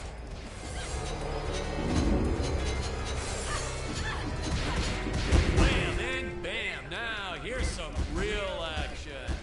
Nothing like an adrenaline boost to get our hero to really start wailing on those monsters. We were unsure how to represent a surge of adrenaline at first, but I think we nailed it.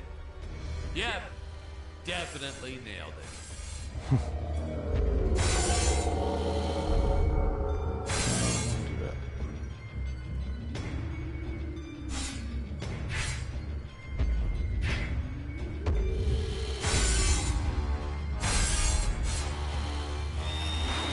Ah, crap.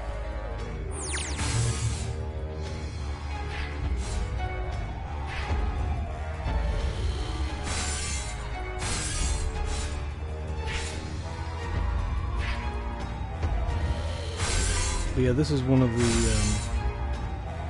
free games this month on PlayStation Plus.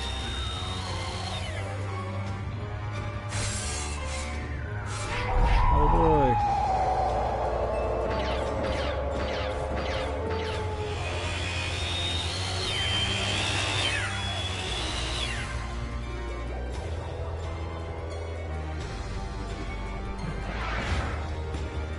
Oh my gosh.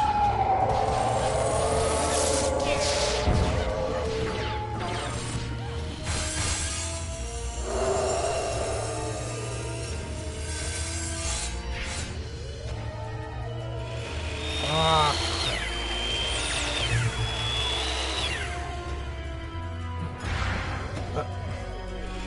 How do you avoid that?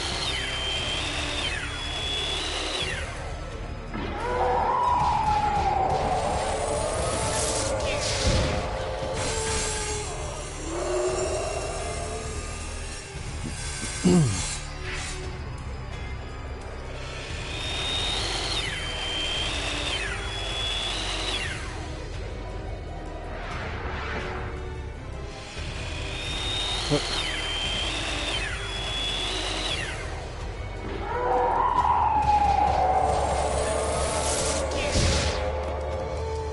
Come on, come on, come on. Oh no.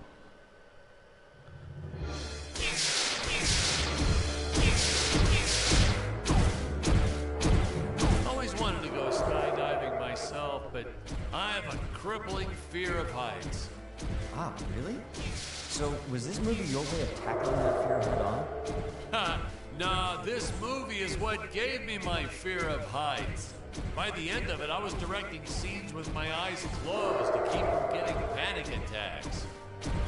Now it's all starting to make sense.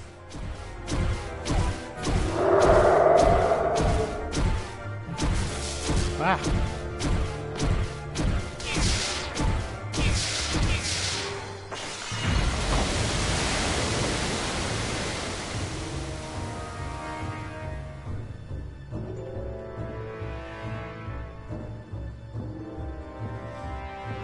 Well, it is definitely worth playing because it's pretty fun.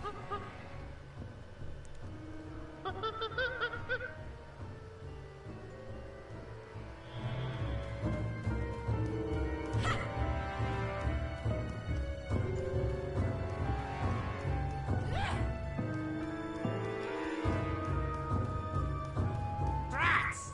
First you destroyed my Mechameleon, now you shattered the Dynadrome. Now they all escape.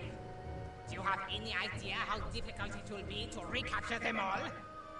Dr. Peculiar, why is my dinosaur army running amok? Oh, well, let them roam the island. But, Your Eminence, what if they trample on some of my hybrid specimens? That would be like turning Gregor Mendel's pea garden into soup and forcing him to drink it. Mendel Schmendel, Doctor. I gave you gold to spawn me a dinosaur army, and I expect my army to kill things. Certainly, Your Eminence. But whatever you command.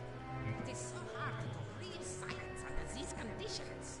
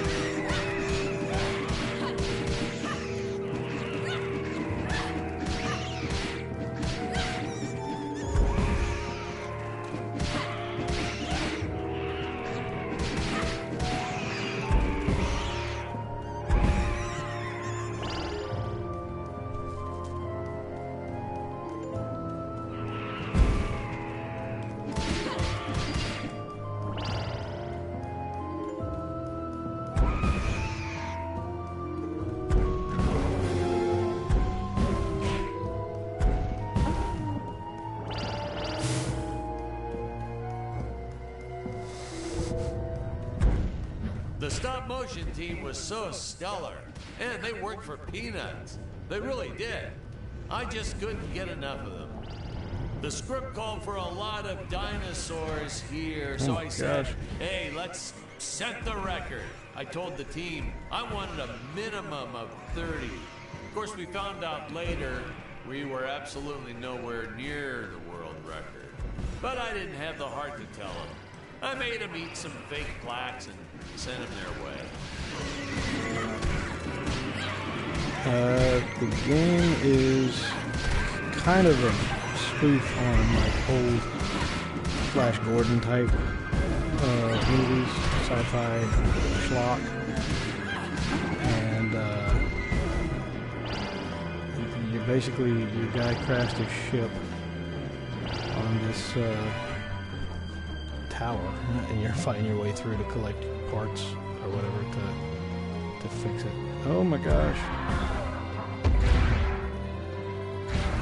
Oh. Not okay, man.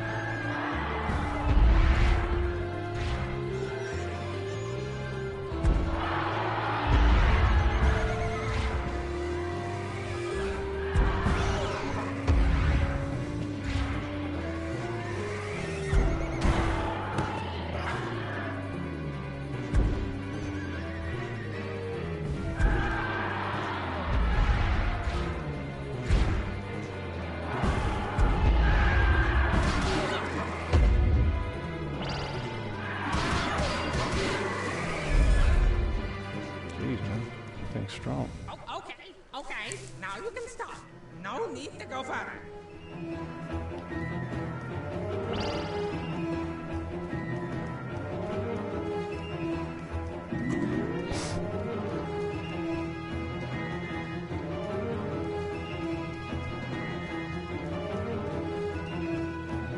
If you break even a single egg, why?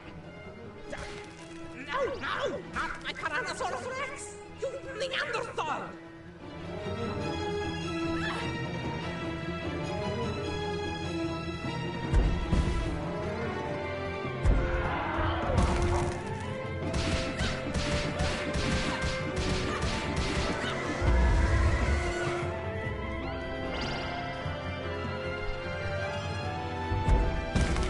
Great! Do you know how long it took me to crossbreed millipedes with velociraptors?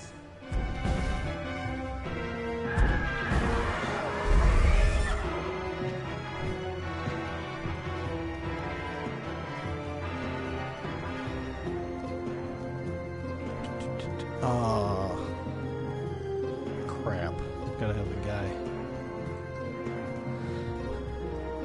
There's 3 characters that you end up unlocking that you can swap between.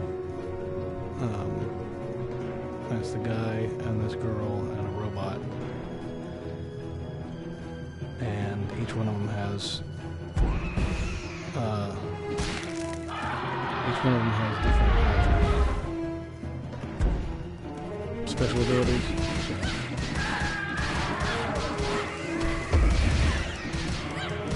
To get past those things, I gotta have the dude.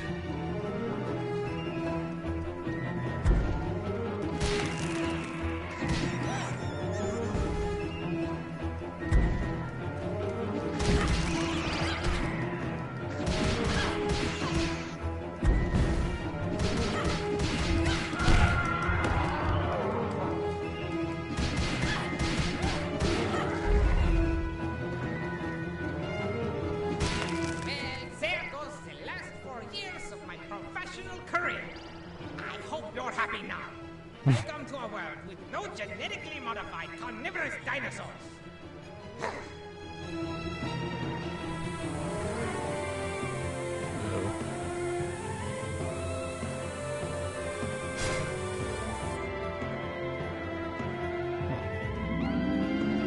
Cool.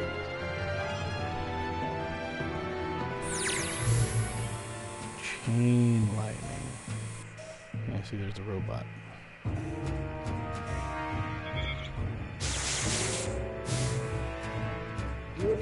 Cool. Lightning switch. Searching. Available location detected.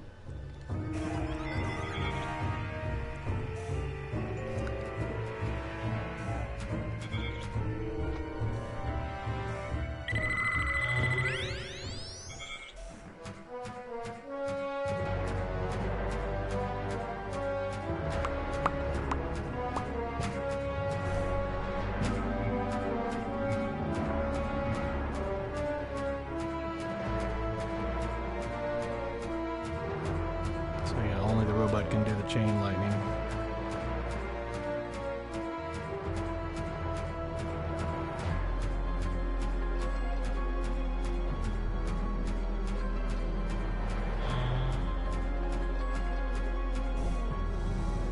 Some people wondered why we had that third lower exhaust pipe on Robot, even though it didn't shoot flames when he hovered.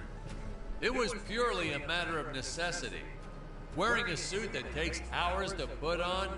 I mean, when you gotta go, you gotta go.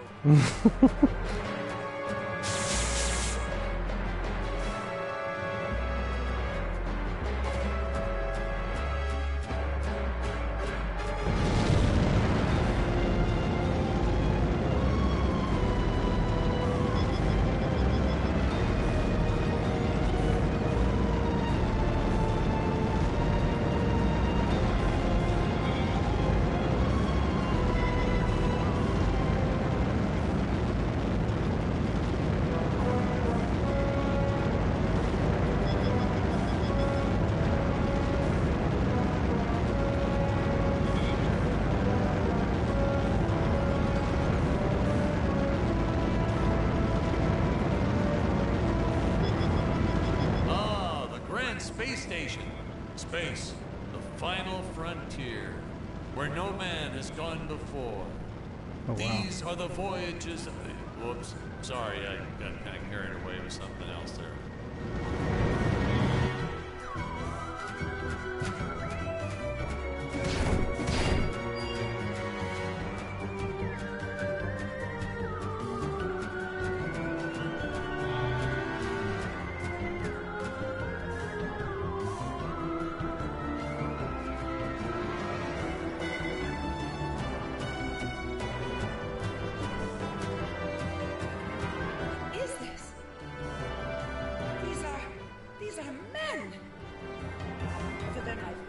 Scientist, I had never seen men on Gravoria before. It's funny because when she says that line, it almost sounds like she's insulting Dick's masculinity. None of us caught it in the filming. But at the premiere, I saw the reaction on Jonathan's face. Whoops.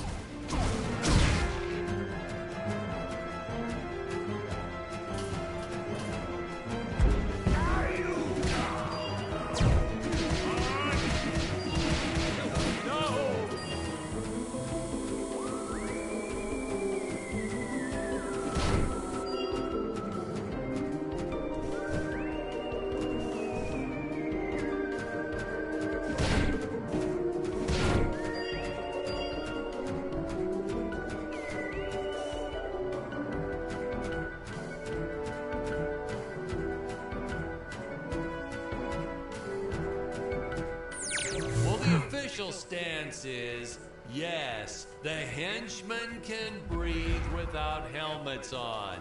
I get asked that a lot by people trying to find plot holes. And that's your answer, people. It's not a plot hole. It's not like we ran out of budget and couldn't afford to buy more glass bubbles. No, sir, that's nonsense.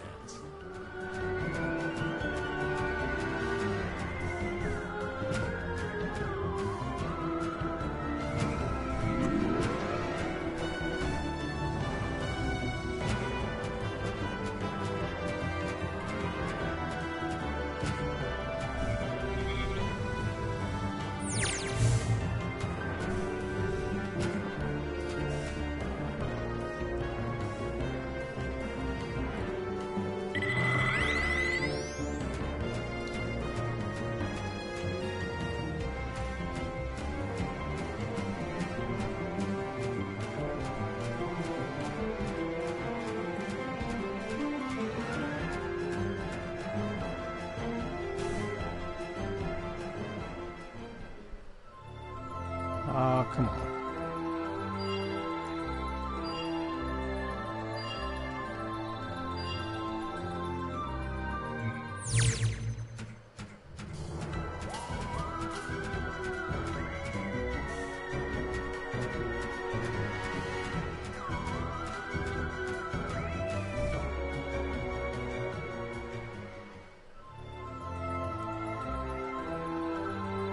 Dang it. There we go.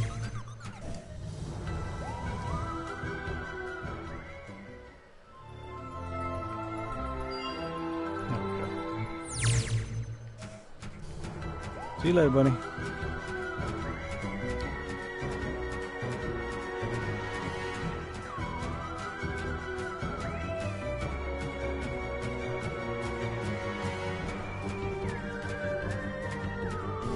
It is quite fun.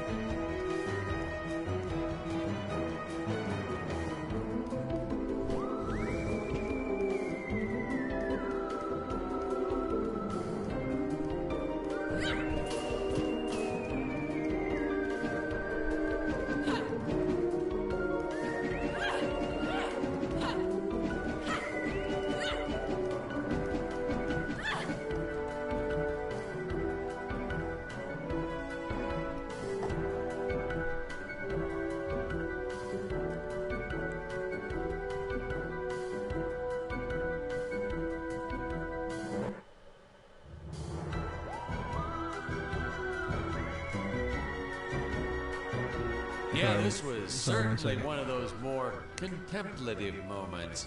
Our actors really like that whole method acting thing.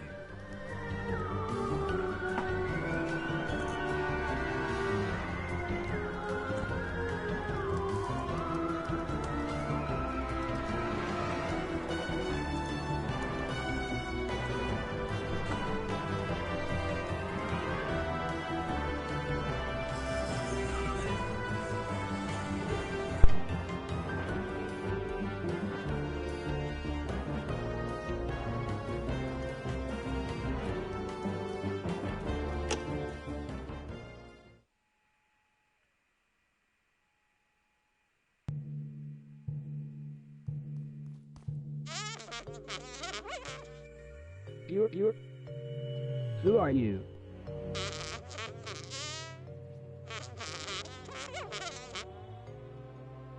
You're... Illogical. You are not an Earthling.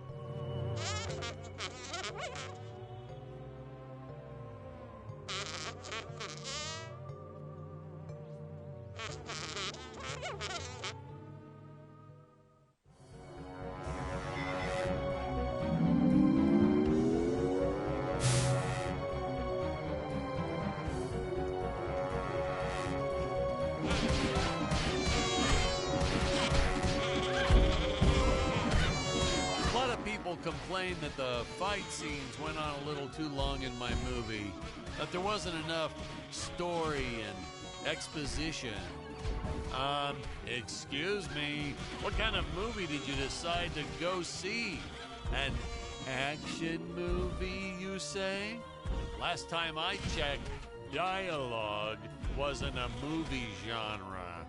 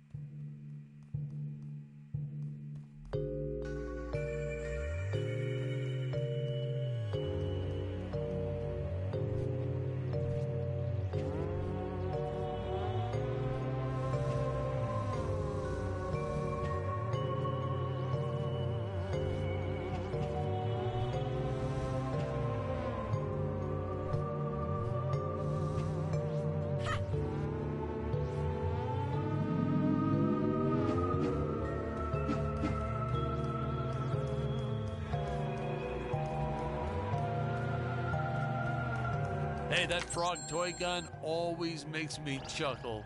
A frog-shaped gun that shoots flies.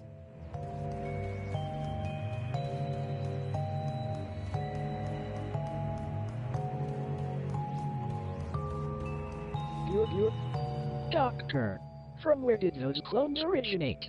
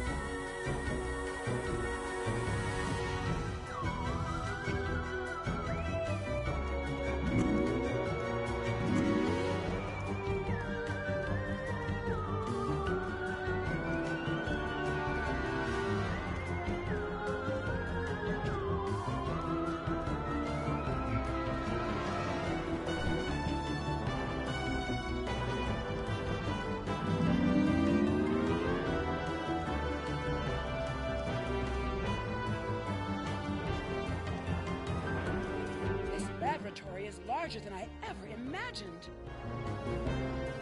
My father never told me about this place. Ah, that is because he does not know it exists, my dear. He supplies me with gold, and I hand him little robot toys he can play with. Little does he know, I divert most of the gold into my own experiments. Experiments like my army of atomic monkeys.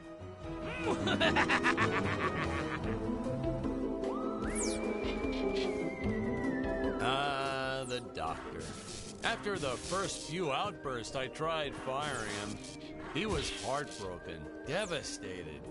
And then the next day, he'd just show back up to work like nothing happened. I couldn't bear to fire the man twice. That look on his face the first time. Well, I just made it work. In retrospect, he was a bit creepy, though. Always hanging around the ladies' makeup trailer. So creepy. Oh, well, who can blame him? We had some really nice eye candy on the set. But he was creepy.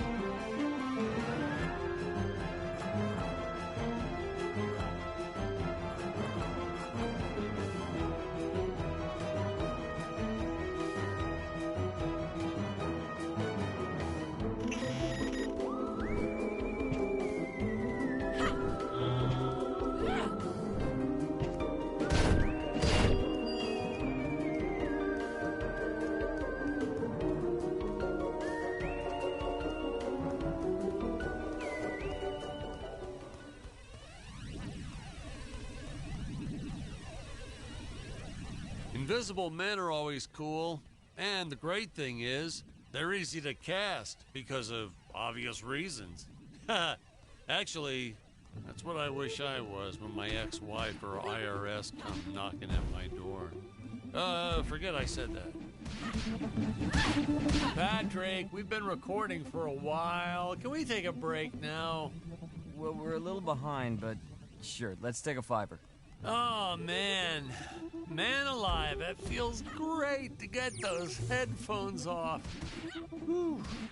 Whew. That's a load off my shoulders, which is it's actually a load off my head, which is a load off my shoulder. But anyway, you know, I gotta level with you. Most of the cast, not that great. Worst acting I've seen, probably. Yeah, we'd shoot some scenes a dozen times just to get it right. Hey, Hey, you're not recording any of this, right? Oh, nah, it's all good. I'll just make a note to edit this stuff out.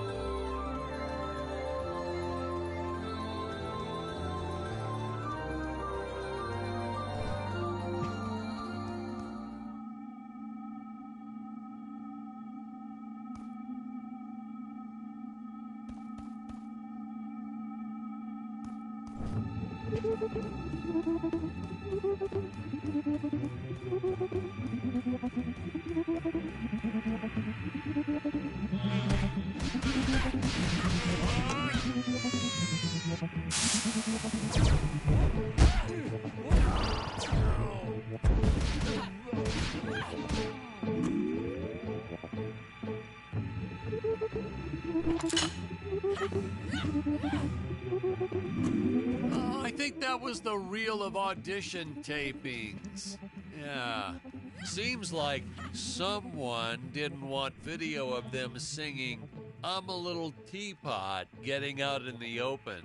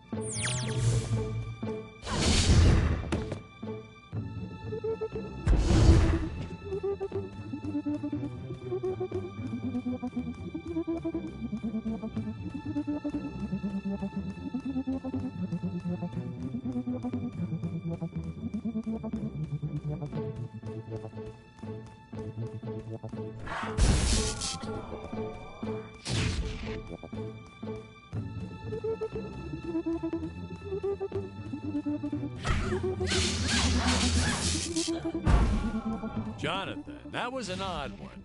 He used to tell me that after he makes it big, he doesn't want to be Jonathan Digby anymore. He wants to be J. Dig. He thought it would start a trend or something. Can you imagine that? The first letter of his name and then the first syllable of his last name? It's so absurd. That's the sort of thing that would never catch on. Oh, especially in the entertainment industry.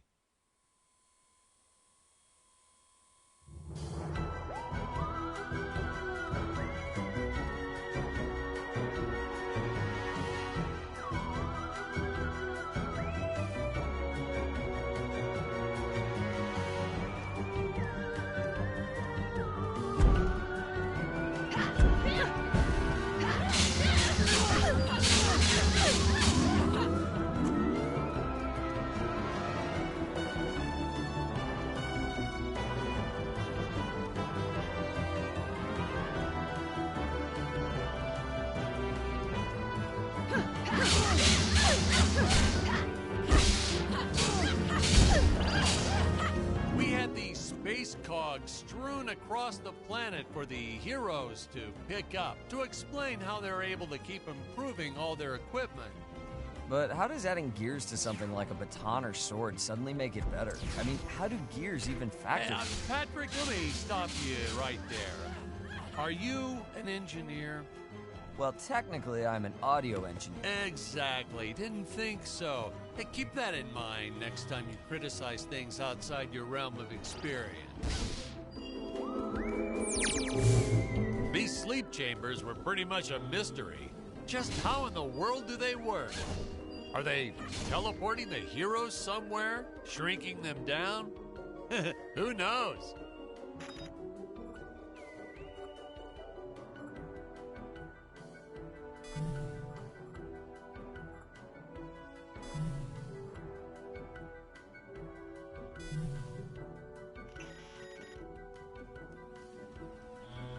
But, sir, shouldn't you know? I mean, it's your movie.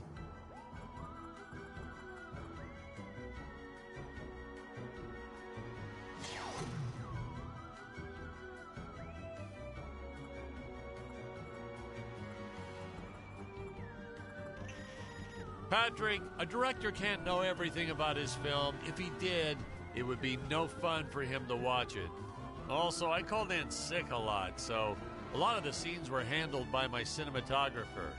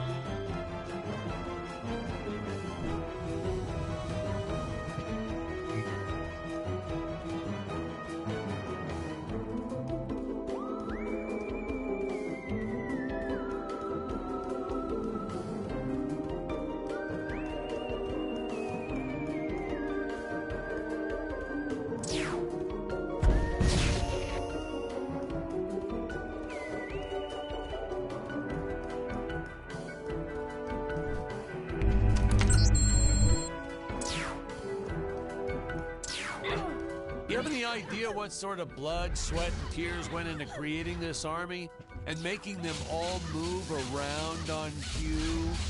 No, seriously, do you? Because I'm still stumped by this.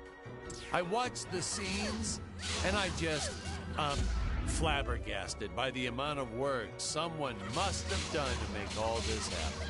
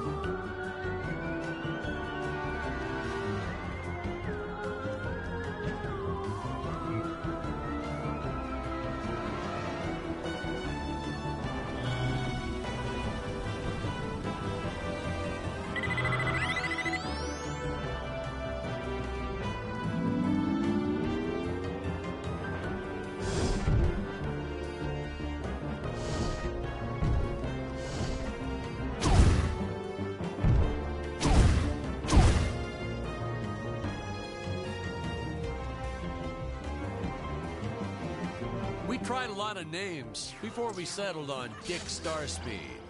Let's see, we had Lance Laser, Gary Galaxy, Samuel Satellite, Nacho Nova. That was my favorite. Yeah, we did a whole lot of those same first letter thing for a while there. The execs wanted us to go with Dick, though. For a while, we were going to go with Dick Missile, I think. The studio didn't care much, as long as we steered clear of Uranus and black holes. Dick Missile penetrating deep into a black hole, then going to Uranus. That would have been a knee slapper.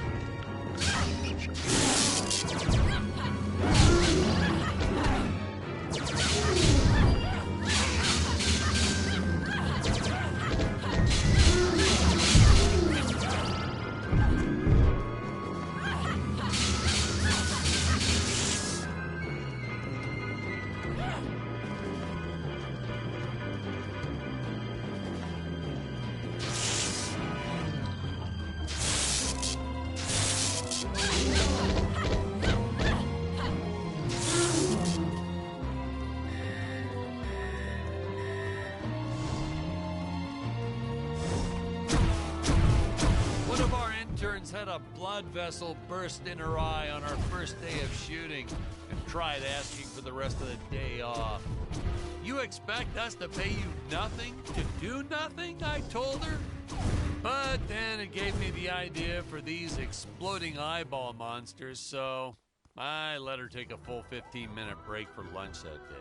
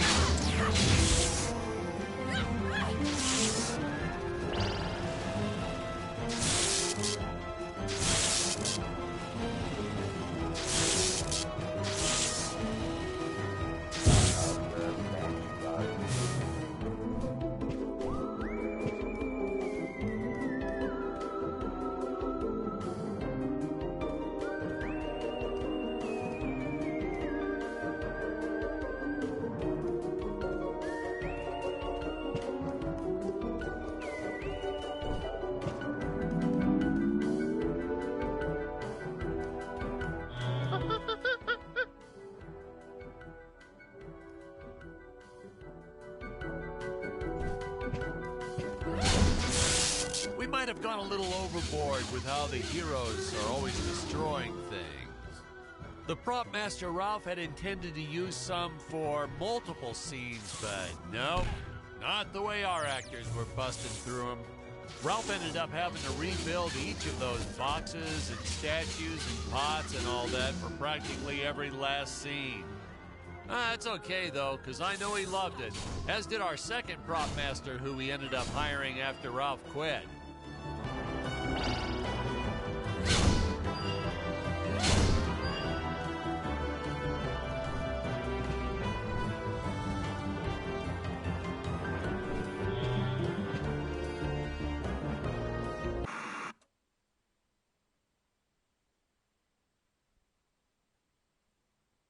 Okie dokie, I gotta sign off for a little bit, and I will be back later on this evening. I'm going over to a friend's house to continue my gaming marathon, so see you after a while.